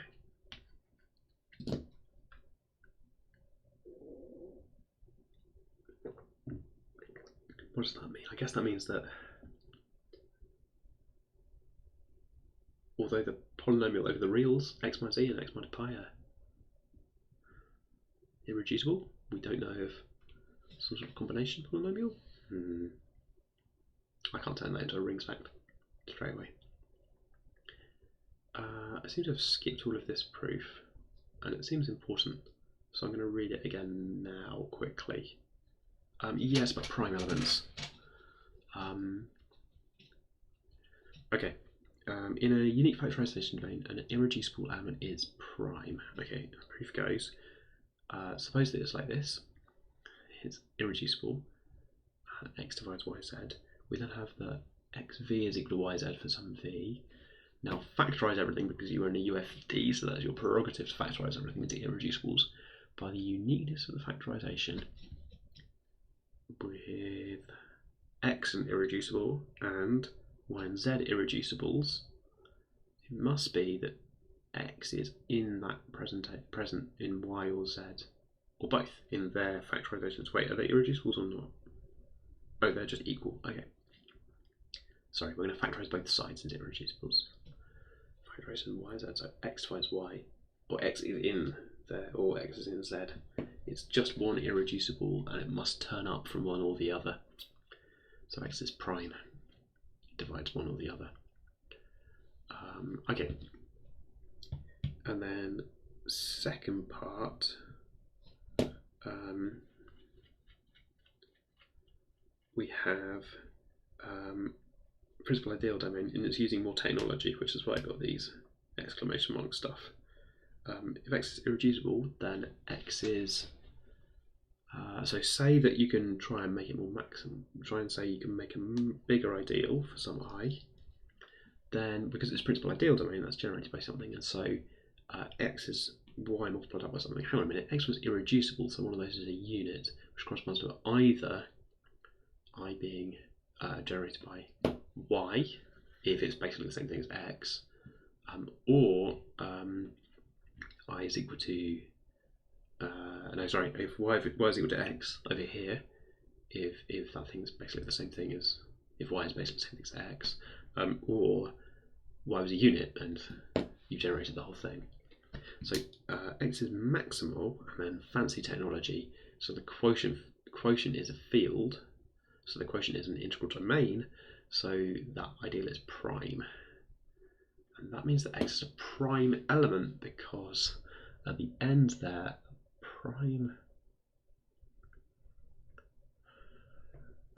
ideal says that anything in here, yeah, okay, x divides AB, then AB is in here.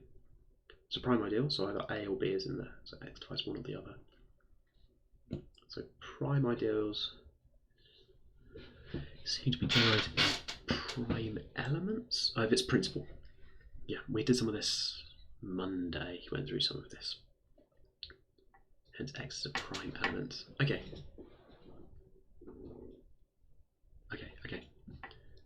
And then there was a proof down here that PID is a UFD, which I would like to understand. And the proof is fully on the screen now, so I think I stand a chance. And it uses the Noetherian thing. Bother. Okay. It's not fully on the screen. It's using the Noetherian property. If x is irreducible, then we're done. Otherwise, factorize. Where those are not units. Y and z are irreducible, then we're done. Otherwise, keep going.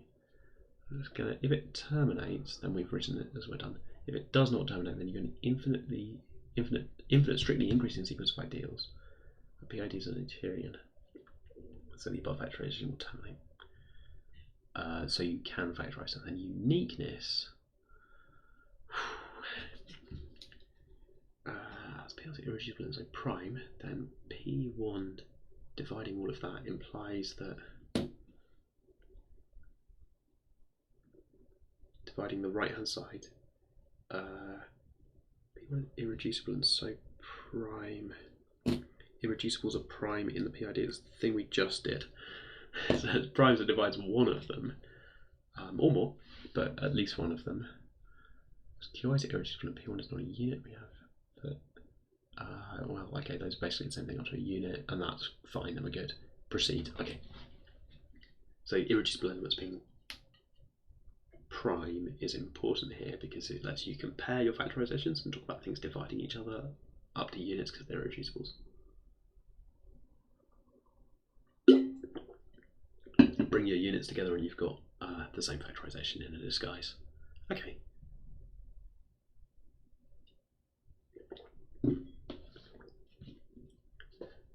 That top thing then, so interior, let's try and get a tiny bit of this. I'm not sure, so it's important for this proof, and I guess I am along the way using this PID UFD thing.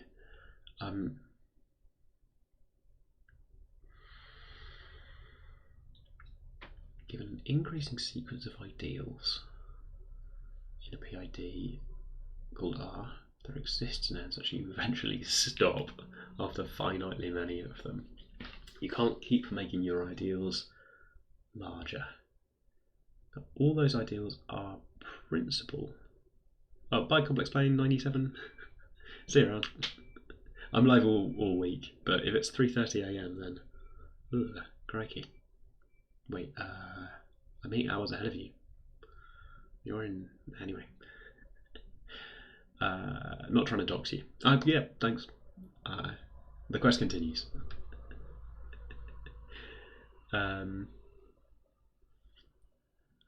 Right, Criterion. I know it says left as an exercise there. Should I go and try and get that exercise sheet? I could try and get the exercise sheet. Have a look, see if there's any clues on the exercise sheet, because it's not at all obvious to me why that sequence is going to stop. These are all principal. The thing might be enormous, right? It could be an enormous ring that could keep going. Just keep going, right? Keep throwing extra things in, and each one's kind of a factor of the previous one, right? Because each one's principal. Each one's a factor. Is each generator? So these things are principal. Here's the Noetherian property. The PID, each one of these things would be generated. So these ideals, called I things here, would be generated by like x1, x2, x3, and so on. So then the x2 ideal, this thing's supposed to be larger and include all the things in x1. Now this is just multiples of x2 really, by elements in PID, elements in R. Multiples of x2, and it includes all the stuff in x1. So there exists an R1 such that x1 is R1 times x2, and so on. Each time you're supposed to quote a factor. Now, so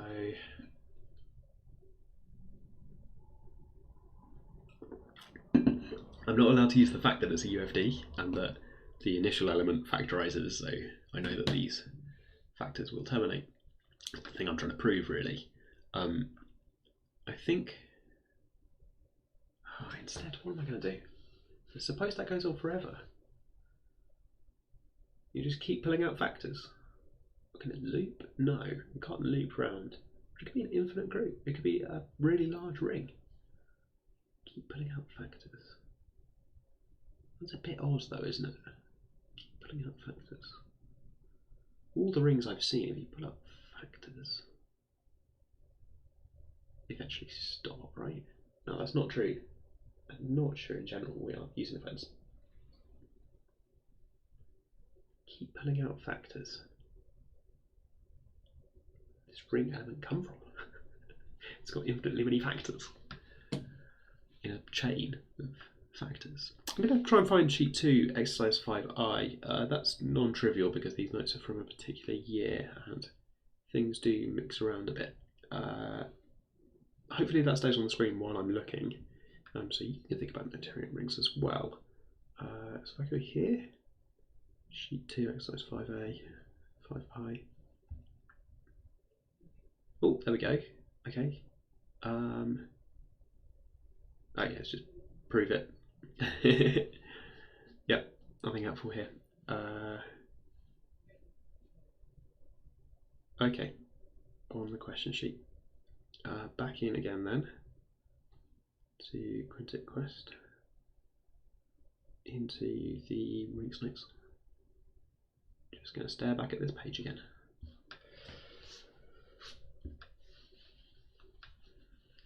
Why can't you keep pulling out factors?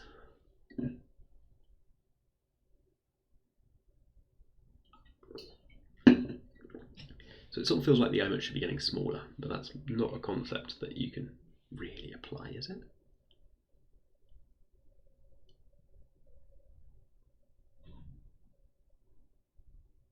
Pulling out factors. This is good.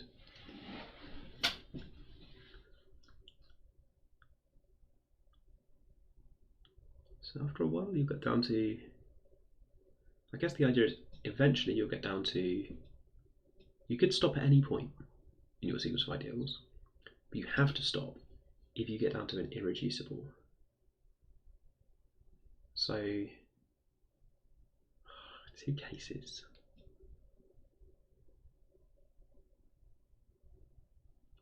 Either x1 is irreducible, in which case you're done, or is reducible, in which case your choice is to look at the irreducible factors for your next one. Well, your factors for the next one. I guess this is just going to say that taking something away. It's a product of finitely many irreducibles. That's not using factors QFT.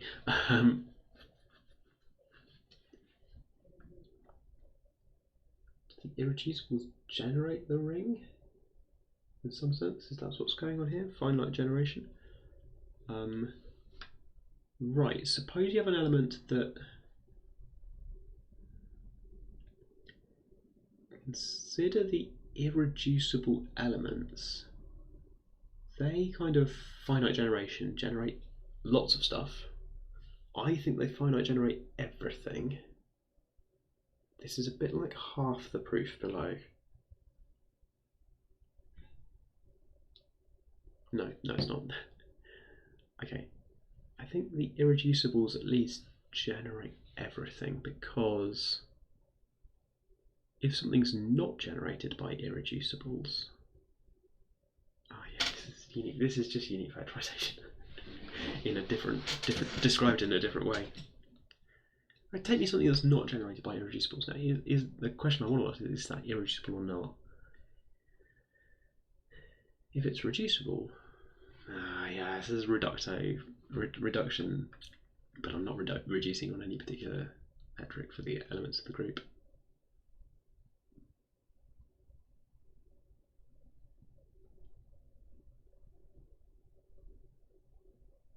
I don't have any handles on the elements in my principal ideal domain here, right? It's just about factors. That chain is just about pulling out factors of an element. Why can't you keep pulling out factors forever? So now just a live stream, so I'm just mumbling at nothing. It's not true, I found the cuddly toy again. Why can't I just keep pulling out factors? I mean, it feels like that's not how numbers work, but this is not just generally numbers. Do I know anything about the things? I know some things. I know there's an identity, so that's very useful.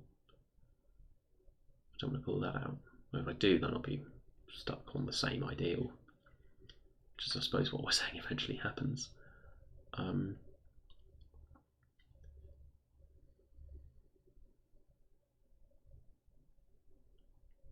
I know is you've got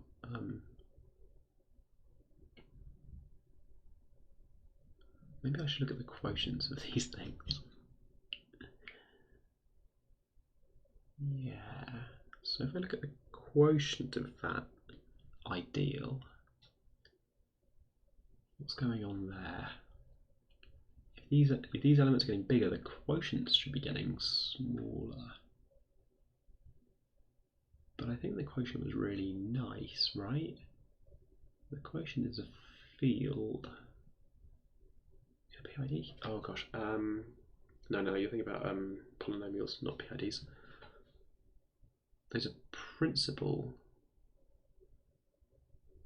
And they might or might not be irreducibles, right? In fact, probably not irreducibles. So, yeah, okay. If it's a reducible element, then you can't do this kind of like. You can't say that's prime ideal, can you? Oh, can't say anything about the ideal.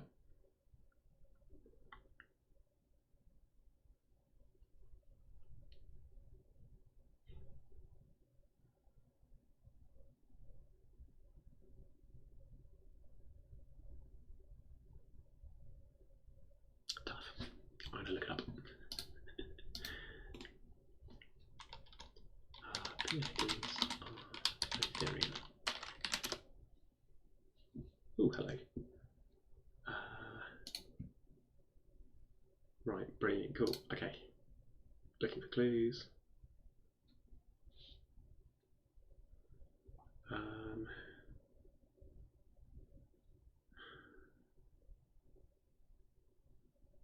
Oh gosh, I'm on Stack Overflow, so it's a terrible place to be for this sort of thing. Okay, somebody else's notes. Yeah, somebody else's notes. Where are your notes from? Rochester. Okay, these notes are completely different. I want a proof that principally equivalent finitely generated. Okay. Different proofs. Okay, and then there's a page down here, page 3. Every left or right idea is generated by a single. So they're finitely generated, something about things being finitely generated. Oh, the proof is extraordinarily short in these lecture notes because they say that in a Noetherian ring things are finitely generated. So if every ideal is generated, there's a more general thing that if every ideal is generated by, but it's different from this.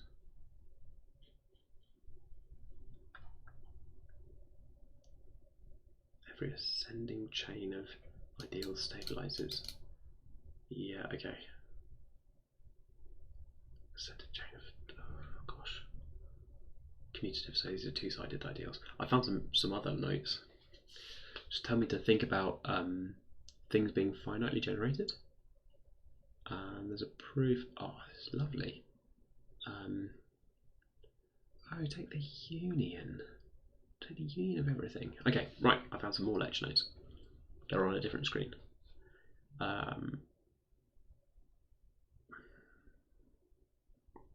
Take the union of those ideals. That is an ideal. Throw everything together. Since iron is maximal. Oh, that one's. Is the last one maximal?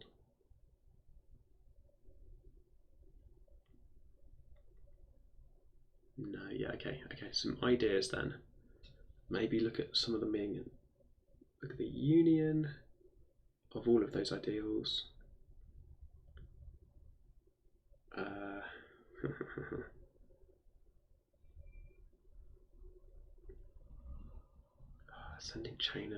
Ascending chain stabilizers, so it's Noetherian. I want to get the other way.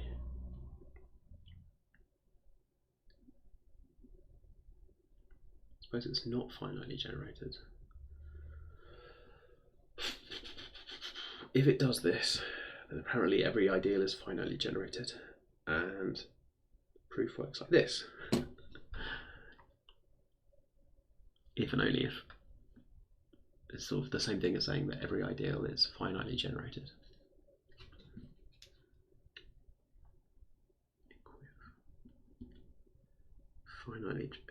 Ideals are finitely generated.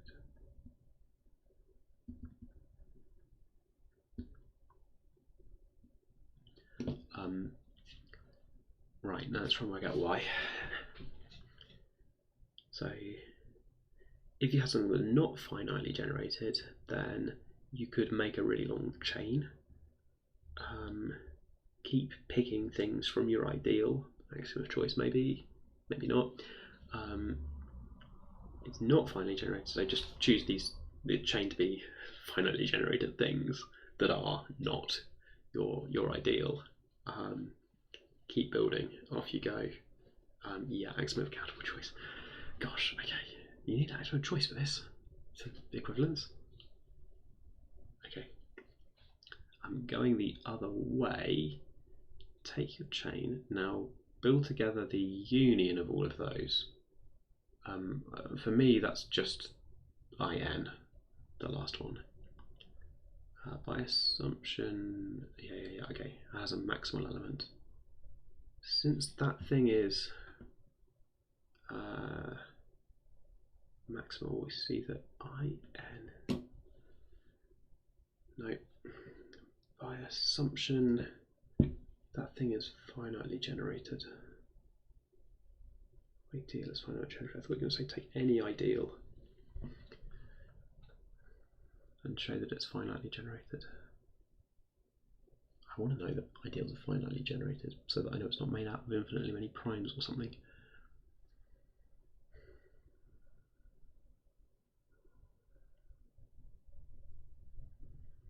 Take any ideal, find some ascending chain that eventually stabilizes. Look at the union. That's a left ideal. It's finitely generated. Which way around am I going? If you know that chains stabilize like this, then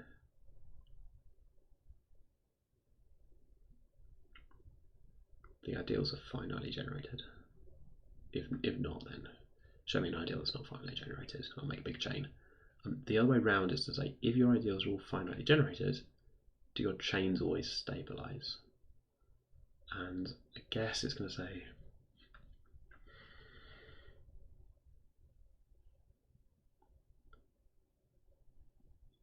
suppose not. Take an ideal that's okay.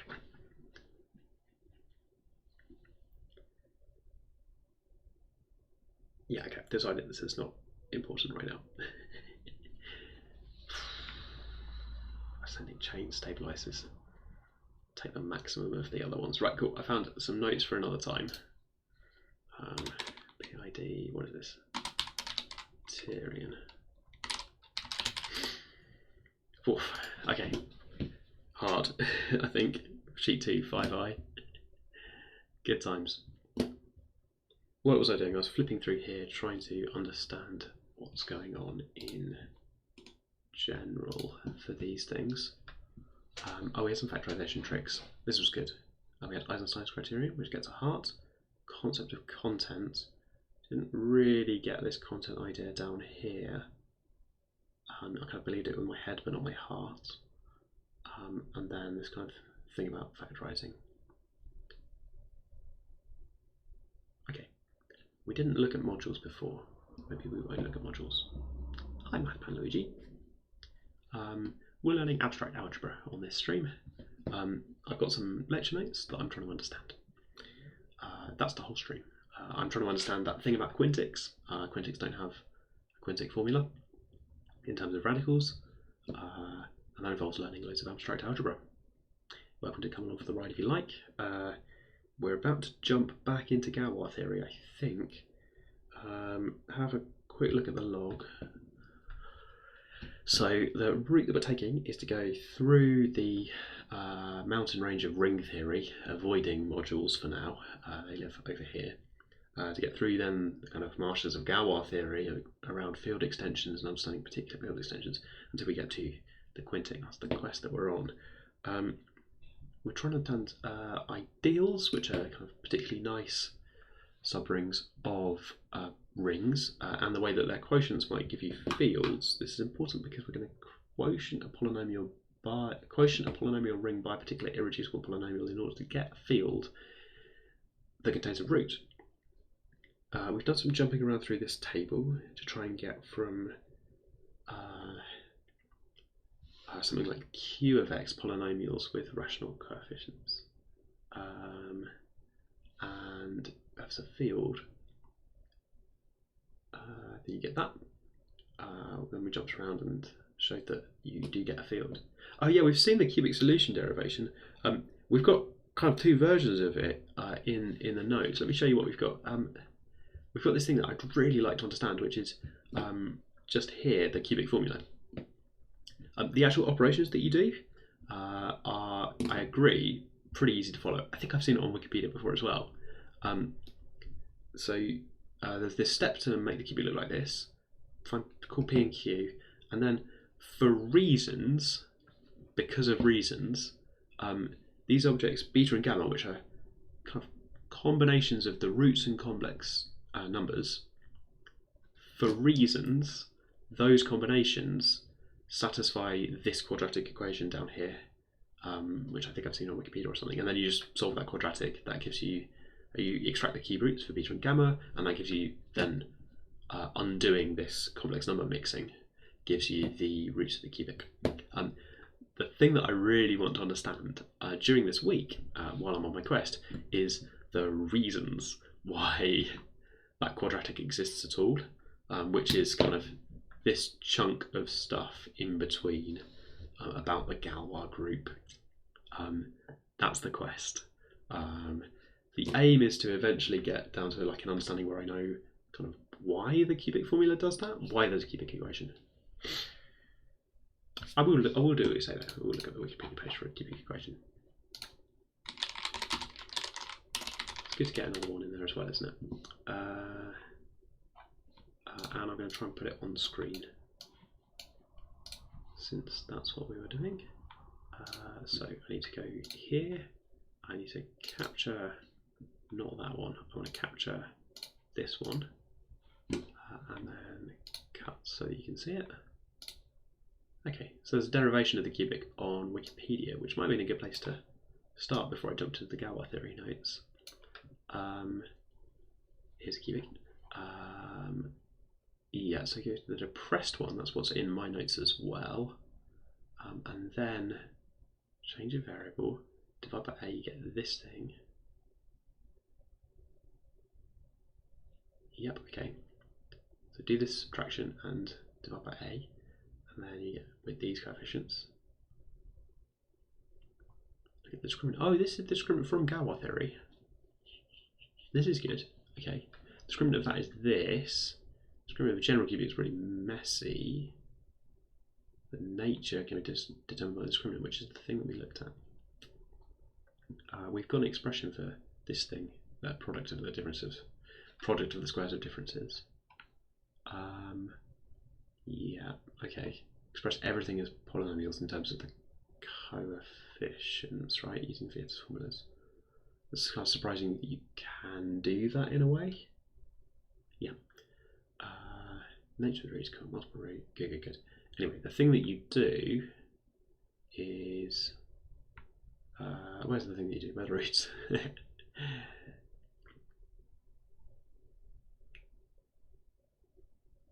Yeah, this is repeated, this discriminant 0. And then Cardano comes in here, right? So yeah, you do these things. U1 and U2 are these. Derivation of the roots. Oh yeah, down here. Okay. Way down here. Depressed cubic. Do the translation, and then you get these numbers, find the discriminant, and then U cubed and V cubed. Satisfies this quadratic equation. Thing I really want to understand, Nathan Luigi, is why this quadratic exists. Like why you can get the coefficients of this thing, right? In terms of Q and P, really nice. So you get these nice expressions. Discriminant, that's that thing, and then there are the roots. It's lovely, but somewhere in there, the reason you can't do a trick like that for Quintics is something to do with Galois theory. That's the discriminant, so these things do all line up.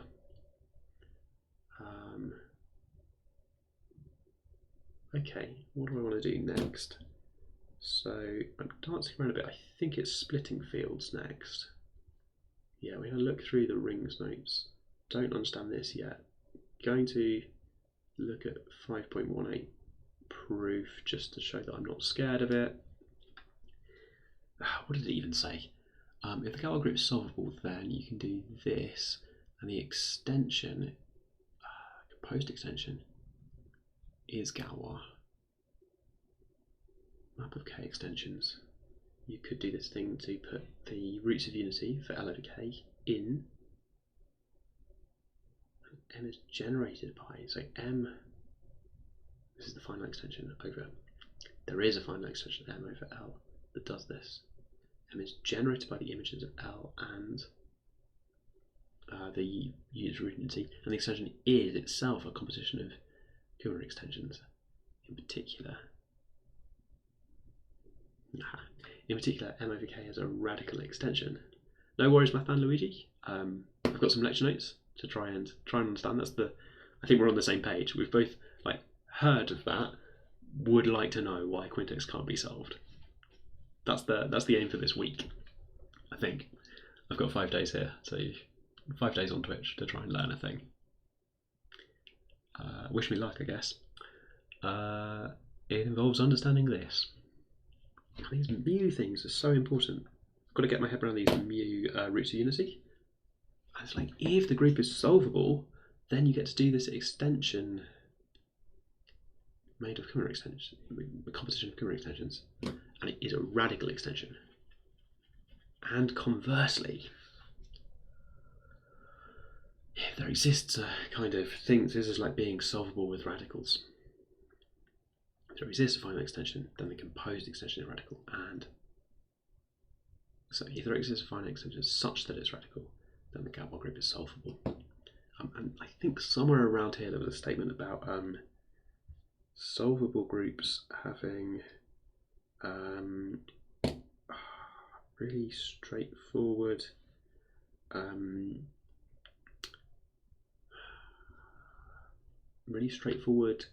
quotients in their filtration. Somewhere around here. Yeah, here it is. Finite solvable group. G dot be the finite filtration with no redundancies on G. A finite filtration. Then for all I in this thing, up to length, okay, yeah, in the filtration, group is actually cyclic of prime order. That seems really important, right? And it uses the structure theorem.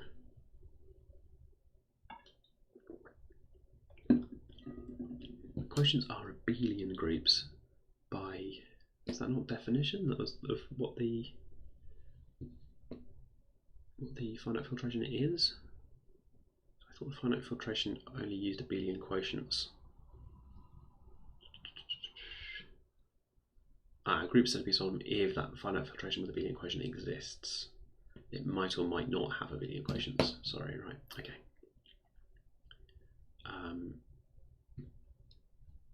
Okay, so, but by this lemma, the quotients are abelian groups, and they're made of structure theorem. They're made of isomorphic of finite direct sum of cyclic groups, each of which has order of prime power.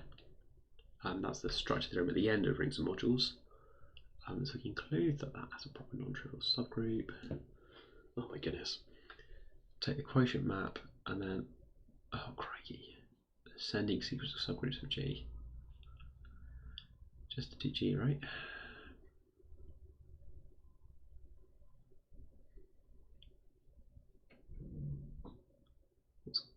Q, Q's the quotient map for quotienting by G I naught.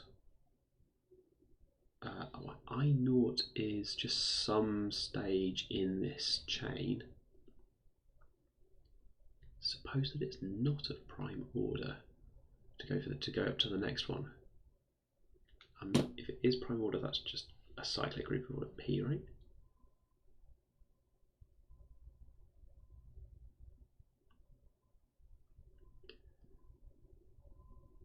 Each would have order of power of a prime number.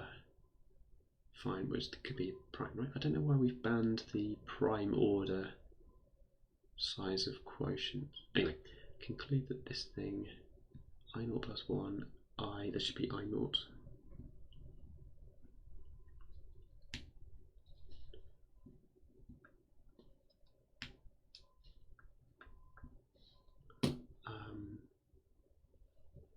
Has a proper non-trivial subgroup. Okay, actually has a non-trivial subgroup. Maybe that's why we're looking at not the cyclic case. Call such a subgroup H. So take me that subgroup. Now look at the quotient thing under G I0 for this thing around here. Now there exists an H subgroup inside that quotient, right? Yeah, okay, that thing has a quotient. So go up like this until you get to G of I0. This is normal. And over here, this is normal. But there's this thing in between where we're going to end up saying they're all cyclic. So if there are a prime order, they're cyclic. If they're not cyclic, we're going to break down the filtration to do a different filtration that's slightly longer but has cyclic bits in it. Okay, what's this? Q inverse of H. So looking at the quotient group, the map from GI0 to the quotient, the inverse of the quotient, that subgroup H, which is some like non-trivial large part of that that's quotient group. So H lives here. Q inverse of that subgroup says find me a bunch of things in GI0. In GI0? That map to that subgroup H over there. How are we mapping from, stupid question, how are we mapping from this to something where we've quotiented by that? Isn't everything getting sent to the identity in the quotient map? This is stupid. This is just me not understanding quotient maps.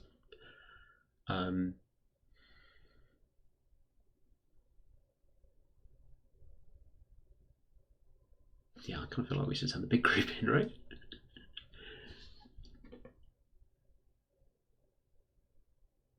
Anything you quotient. Anything in the small group that you quotient. Yeah, I think maybe you want to take the big group. And look at the quotient map on that one. Maybe. If I do that, then yeah, okay, there's quotients. There's lots of things. And you get representatives of the so that contains representatives that map onto possibly the subgroup H. Yeah, I think you want to take the big group and map the big group onto with quotienting, map the big group onto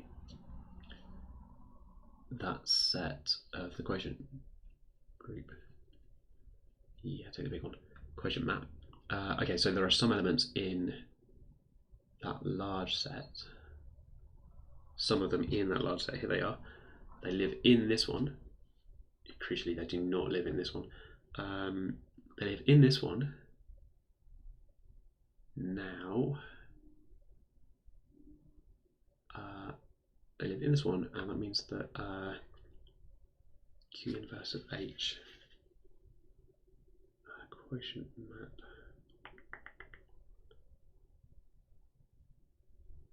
Yep. Okay, it's a subgroup. Nervous about that. Find me things in GI0 plus 1 that map onto that subgroup H. Consider the ascending sequence of subgroups like this. We're going to try and prove that that's a normal subgroup, this pre-image that maps to the normal subgroup. GI0 is not that, and it's GI0 plus 1 is not that either, because if it was just GI0, we know that's not the pre-image because Q maps all of these things to the identity in the quotient group, which is not non-trivial subgroup, and Q is not. This is not the pre-image because Q would map all of that to just the entire quotient group. We just want the subgroup H, which is non-trivial. Now these things are apparently abelian, right? Okay. That group was abelian if it had abelian quotients. Okay, abelian quotients, and this thing is the kernel of the composition of Q with the following quotient map. Oh, look, it's got two quotients in. Here we go. Q is H is the kernel of the composition of Q with the kernel of. Brackets around this bit, right?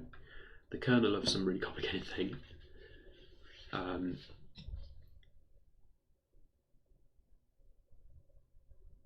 So your quotient map there takes the overall big group over the small group to big over the small group, but quotient with H. That thing is. What can you quotient with H? Is it a normal subgroup? Yeah, it's a normal subgroup because the group's abelian, right? That quotient was abelian. Quotient's abelian, so it's a normal subgroup.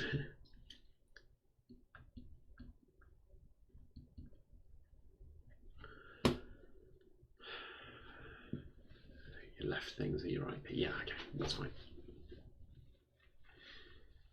Composition of Q with the quotient map. So, yeah, okay, if you want to quotient your abelian thing here by H, the non-trivial subgroup, then be my guest, I suppose. This is the kernel. These are things that where you apply Q and then you apply H, and you get from these elements of GI naught, you apply Q and then H, and you end up with the identity. So it's a normal subgroup of GI plus 1. Furthermore, there's a natural injection of groups. We're going to show that it's GI naught is normal in this thing. Yep, here we are. So we're hoping that this is. We're hoping that exists. This quotient exists, so that's normal. Into GI naught plus 1. Oh, that was.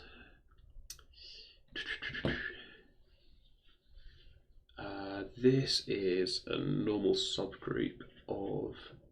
We now know this is a normal subgroup of this, and so is GI naught. So we're kind of just looking at the intersection, right?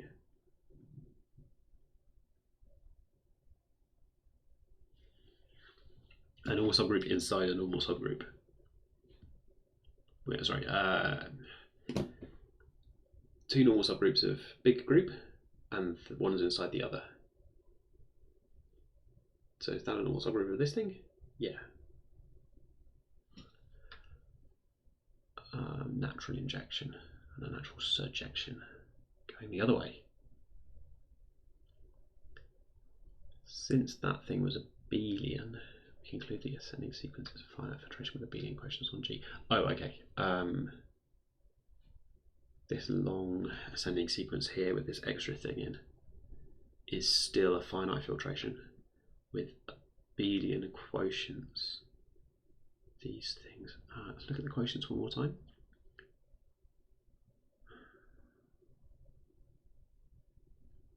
Q inverse H is some subset of the big set. And those quotients. Oh, yeah, okay. This is the kernel. This composition of this composition with Q with this map, and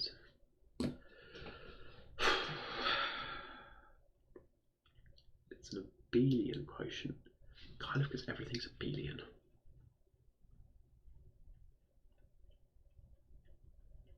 So that makes it longer. So it's kind of like breaking it down. Like, what are we saying? This contradicts the fact that n is maximal. And so, oh no, you couldn't have done this at all. Okay, just do this to split things apart. So actually this was of prime order. You can't keep splitting forever.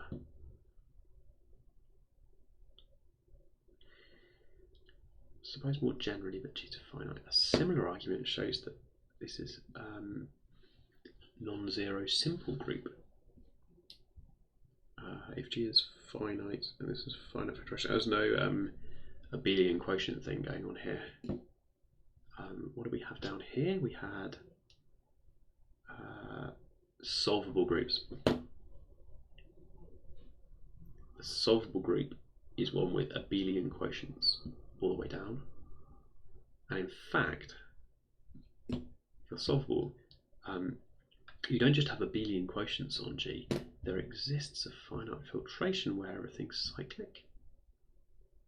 Yeah, there's no redundancies and a maximum length with no redundancies, length G.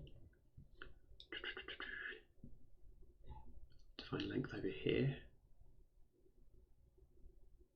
Define length over here. Yeah, the length over here.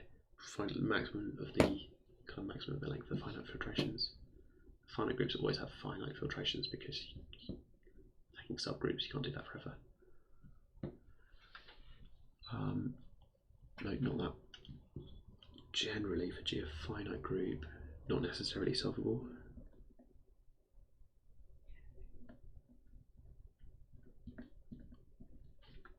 G dot finite filtration with the redundancies of length, maximum length, and that these things tend to be non-zero simple groups, where we don't have abelian quotients here because it's not solvable. But you can at least say that those quotients are simple. Here we've said that the quotients are cyclic, which is really prime order cyclic things. Read it one more time. Cyclic group of prime order. Wow. This is really good. Okay, so there's some group theory in here to say that actually solvable groups have really straightforward finite filtrations. The quotients are all not just abelian, which is what we asked for, but they turn out to be cyclic groups of prime order. I mean, if you expand out.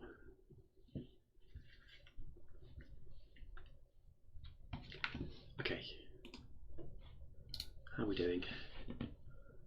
So that's kind of important, I think. We use number 5.15 somewhere? Oh yeah, so we use, where is this, 5.11?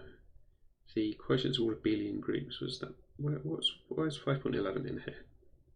So just 5.11, right, okay. What is this? G be a solvable group and H be a subgroup, then H is solvable. For H is normal in G. And the quotient group is also solvable. Solvable groups means it has finite filtration with abelian quotients. Why are we quoting 5.11?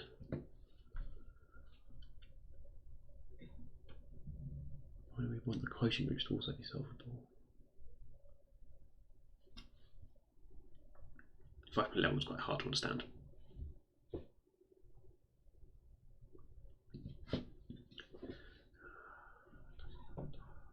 Using 5.12? 5.11, 5.12 is tough. Down here, so what are we actually using? I think we're just using 5.11, but it's just definition, right? Questions are all like that.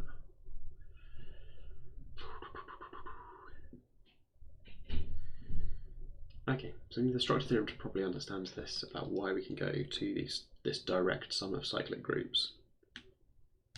I'm going to remove the exclamation marks, I think. I'm going to see rings and modules for that bit.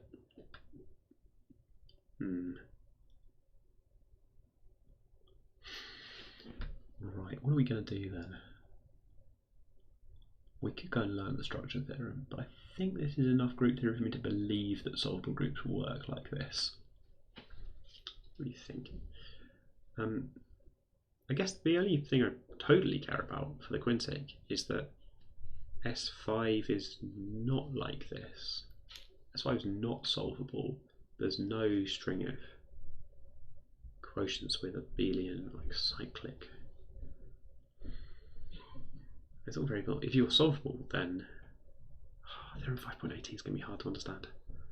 If you're solvable, then in particular, okay, so it's going to tell me that theorem 5.18 is going to tell me that solvable polynomials have correspond to solvable groups via, I think, the fact that the quotients are just cyclic of prime order. it's also, I think, going to tell me the converse. That something's not of that form, which S5 is definitely not of this form, not because of structure theorem or anything, S5 just really not doesn't meet these criteria, then as a result, it won't be solvable by radicals. To link both ways there. So 5.18 is going to tell me that if your Galois group isn't of this beautiful form, all the finite filtration with quotients that are cyclic groups, then you're in trouble. You can't do it. The thing here is telling me that actually solvable groups always do this, so it's kind of alright. But it's the kind of converse of theorem 5.18 that's interesting to me, really, I suppose, because I'm talking about the Quintic, to say that you can't do something. And if I just care about S5, I just care about knowing that, not so much that if the group's solvable, then it's got these quotients on. Like the opposite. If it's not got these quotients, then it's not solvable. Is the kind of line of reasoning I'm going to use. It's not got these quotients, therefore it's not solved. It's not got these quotients. But I could just point at S5 and say it doesn't have these quotients because it doesn't even have any quotients. It doesn't have any normal subgroups. Yeah, I might say S5 is not. Its normal subgroups are itself and the identity, and the quotients there are the identity or itself, and it's not cyclic. Now, technically, I'm supposed to say the other way around. I would say if it is abelian, we start breaking it down, do some cyclic stuff, and then build up this kind of series of extensions.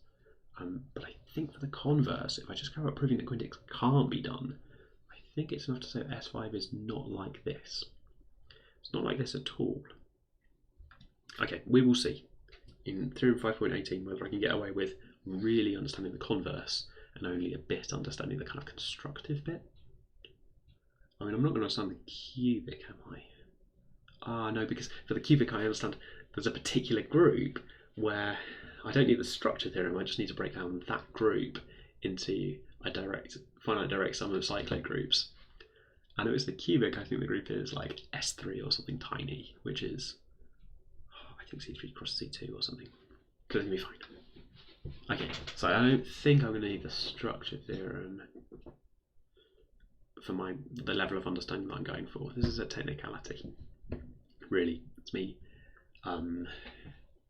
not understanding all the powerful things that Galois theory can solve, and instead focusing laser attention on the thing that it can't solve. Good, okay, right. Section 3. I'm going to do 15 minutes here and then pause for lunch. We'll say it's just like cricket, the live stream has lunch breaks. It's a good sport, isn't it, when it takes a break for lunch. Where am I going? Galois theory, section 3. Okay, we're jumping all over the place, but that's okay, that's the name of the game for today. Where is this? I think in the middle of section 3. Okay, and I want to go through this looking for,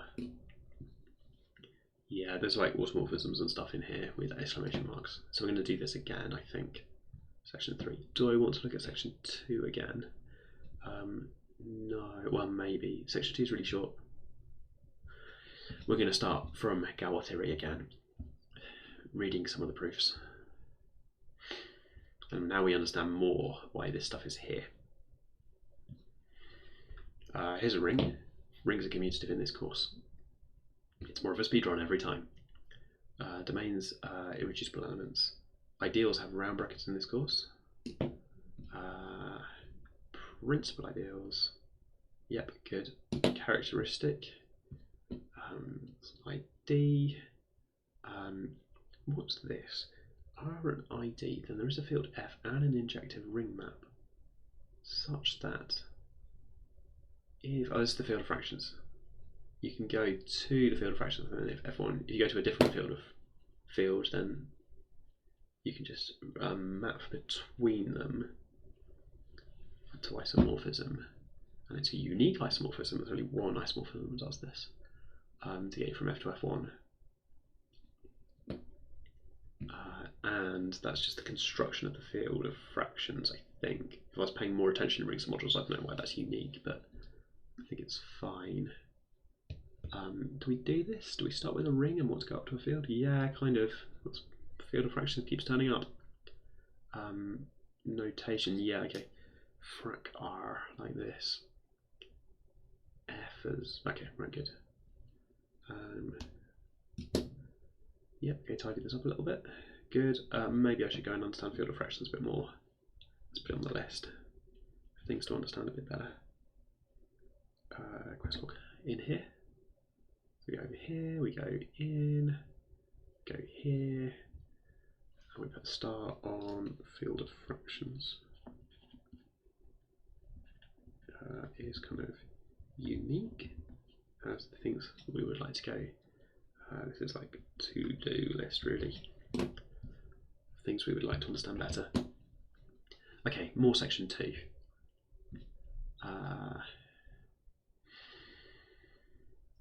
Good, okay. Rings of polynomials, here they are. And I remember this section bringing in loads of symmetric functions and things, but fine, okay. That's the degree. So it's R of x because look at the highest thing. If k is a field, then we will write k with round brackets for the field of fractions. Need to remember this. Caught me out loads yesterday. Field of fractions of this larger thing over here. And this turns up a few times that we wanted to think about q field of fractions over this thing. For a polynomial ring, the field of fractions I think is rational functions, right? You have to be able to divide by x plus 3. Okay. 2.4, yep, good, you can do ED, it's PID, rings and modules stuff. Domain, PID is a UFD, proof in rings and modules using Notarian stuff. Unique monitoring should be ideal. Yeah, okay. Price common divisor, good. By unicity, there are some good words in these names. Okay. A is a root if and only if x minus a divides f. This is the factor theorem again. There's a decomposition like this. And then the Eisenstein criterion is here. And irreducible over fp z. Then the thing about z and q, the Gauss lemma, uses the content function from rings and modules. Good. Okay. Actions, let's go. An action works like this, and the invariants are the things which are kept fixed by all the elements of the top letter. So you're acting on S, and G is the things which never, S, these are the elements of S, they live in S. Some of the elements of S, it's a subset of S.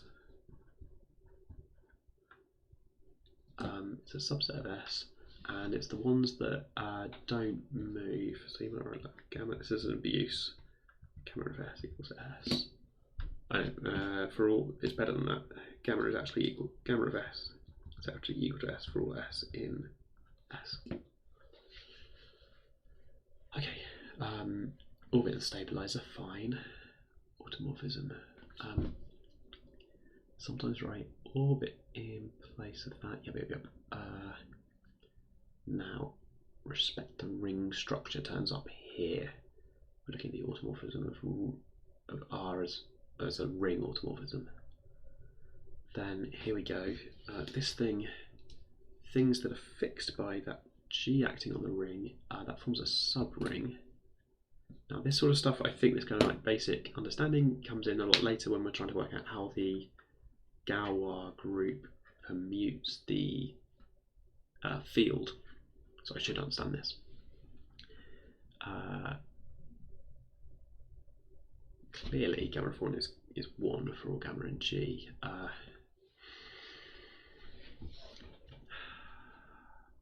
So So we're respecting the ring structure. So if gamma 1 for 1 is not 1, what's it supposed to be? We had this in the rings notes actually, I think, as oh no, but that was a homomorphism rather than a automorphism, but an automorphism is a sort of homomorphism. So gamma 1 is 1. That fell out because we thought about gamma, or we called it phi back when we first learned about homomorphisms. Applied to the identity, we need to think about thing applied to the identity. Think about thing identity. It's multiplicative identity. Let's use that fact.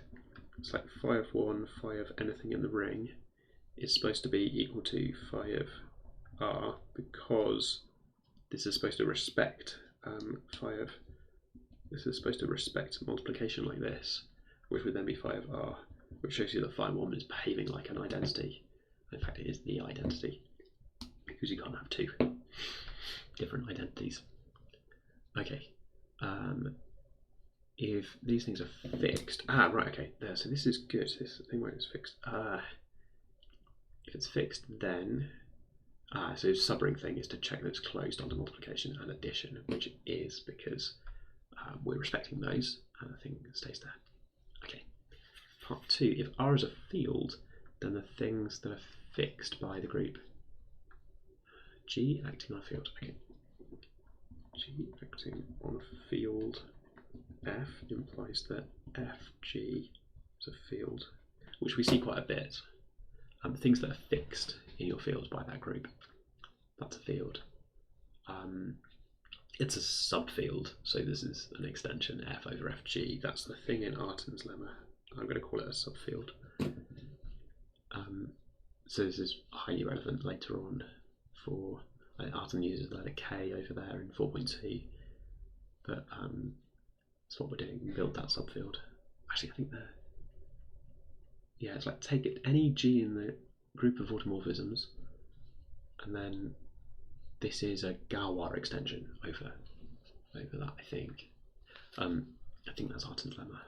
A finite Galois extension. It's the kind of cool thing, right? But first we've got to prove it's a field. Suppose that we're trying to look for an inverse of this element, and well, we know that this is fixed. Things that are fixed by gamma, not just for some gamma in G, we know it's for all gamma in G, right? Oh yeah, okay. Suppose that it's this for some particular gamma in G. Then gamma of this A has an inverse because R overall is a field. Now ask me, what happens when you apply gamma to that? Well, we respect multiplication, so this comes out. Gamma of A is A, and gamma of A inverse. Right, so gamma A inverse is an inverse of A, and thus must coincide with A inverse. Since gamma was arbitrary, any element has an inverse. We could do this for any element of G in the group. And we can actually pick up any element A in the if we can do that for any element G, then those are the elements A in the subfield. The inverse is what you want it to be. It has to be sent to itself. A is sent to itself. Where are you going to send this inverse? You can send this inverse somewhere else, but now what's going to be the product of those things? That's going to be 1, isn't it? That means that wherever you send it to, it starts to look like the inverse. Okay, these are automorphisms, so you're getting back to the same field. G is an automorphism acting on the field. This is precisely the thing in 4.2, I think. Scrabble. 4.2, quickly.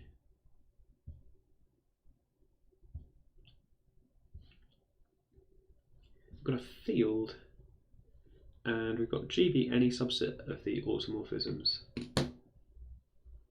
of a finite subgroup of the automorphisms of the rings. Extension is a finite Galois extension. And the inclusion is that one is an isomorphism of groups, which gives you the size of it and everything. Okay, back in.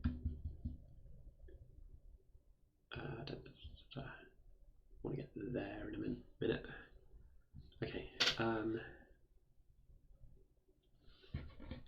If G acts on R, is it a subgroup? Yeah, if the image lies in the subgroup here, the image of phi. The image of phi. That's a weird way to put it. Like G goes from, for each element G, there's an automorphism. So G doesn't really live in the automorphisms. There's a group homomorphism from your group to the automorphisms. Homomorphism from your group to the. There's a group homomorphism from your group to the automorphism of the field. Gosh. The G doesn't really lie in this subgroup. You can't really say that. You can say that G is a homomorphism. Haha. Phi is a homomorphism that takes G to a subgroup. So in this context, G is not quite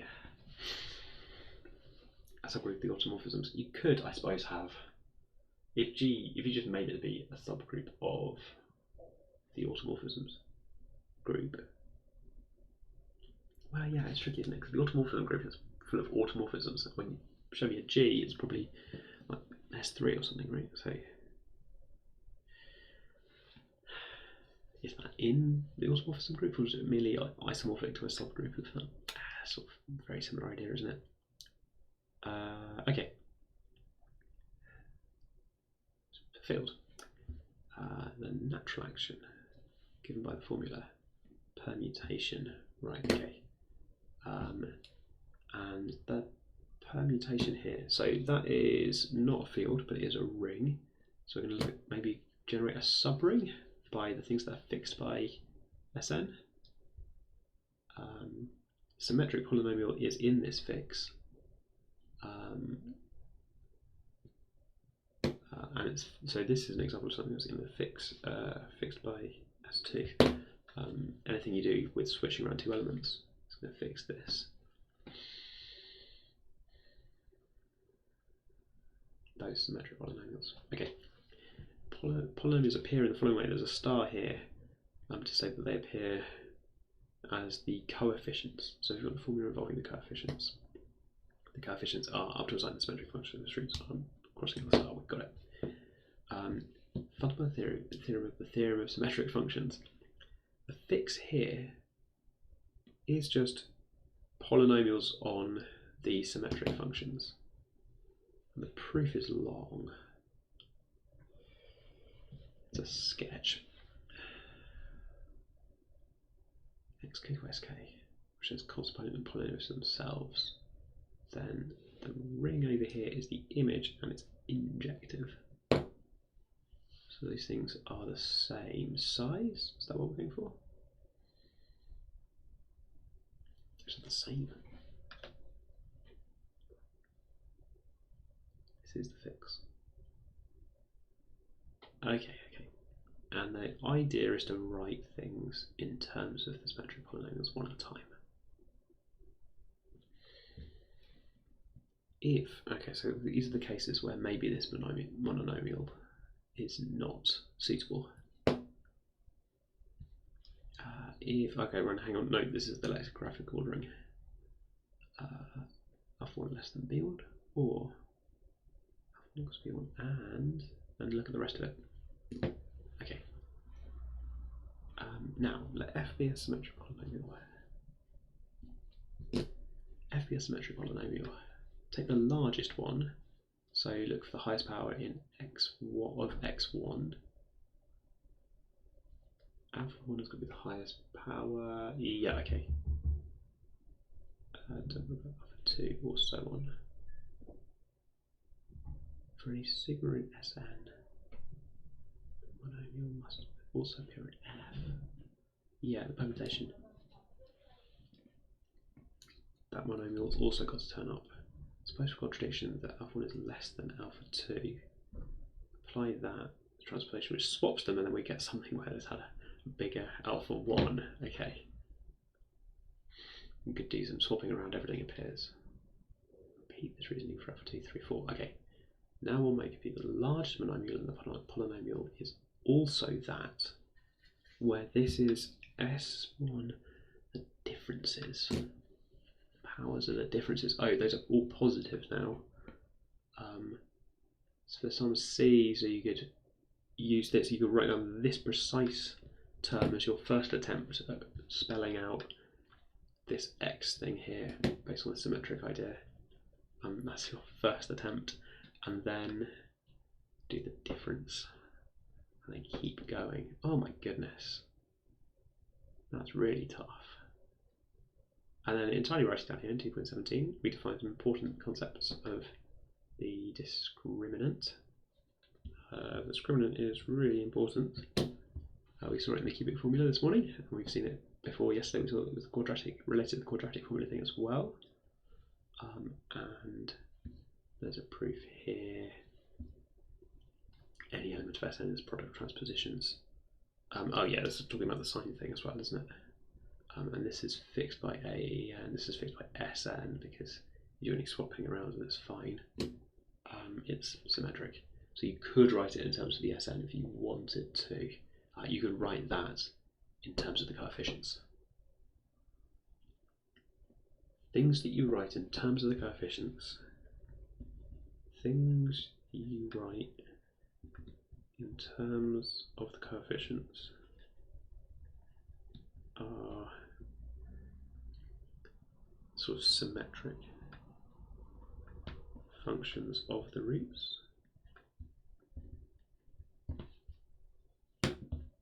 Yeah, because the coefficients are the basic symmetric functions, and if you write in terms of them, they're going to still be symmetric. So if you bring in like roots and things, then these might not be polynomials anymore, but the symmetric polynomials are the ones in this fix, this invariant set. The ones which are unchanged by permuting, because those SNs are unchanged symmetric functions of the roots. Right, okay, lunch break for me. I'm going to be back at 1 o'clock to push slightly further into section 3 for these field extensions. I want to understand splitting fields, in particular the reason they exist. I'm now feeling happier about the kind of rings and module fundamental stuff about generating those fields, and a bit better about kind of group theory near the end. I've got a lot of field extensions to get better at on the map. I'm looking at, I suppose there's different parts of the map that I'm worried about, right? We did some sort of speed run through over the last couple of days, and now I've gone back and hung out in the kind of group theory space because it turns up near the end where we looked at these solvable groups, and we spent a while this morning looking at cyclic quotients. This afternoon I'm going to come back and look at field extensions a bit more. So I'm going to move the little stick figure over here to the field extensions and get better at that, so that we can understand a little bit more about what these things are coming up before finally, maybe today, maybe tomorrow, try and tackle the proof of theorem 5.18, at which point we'll know how Count theory kind of works. Those are the things between us and understanding the Quintic. But the quest isn't over yet. The quest is, as always, to be continued.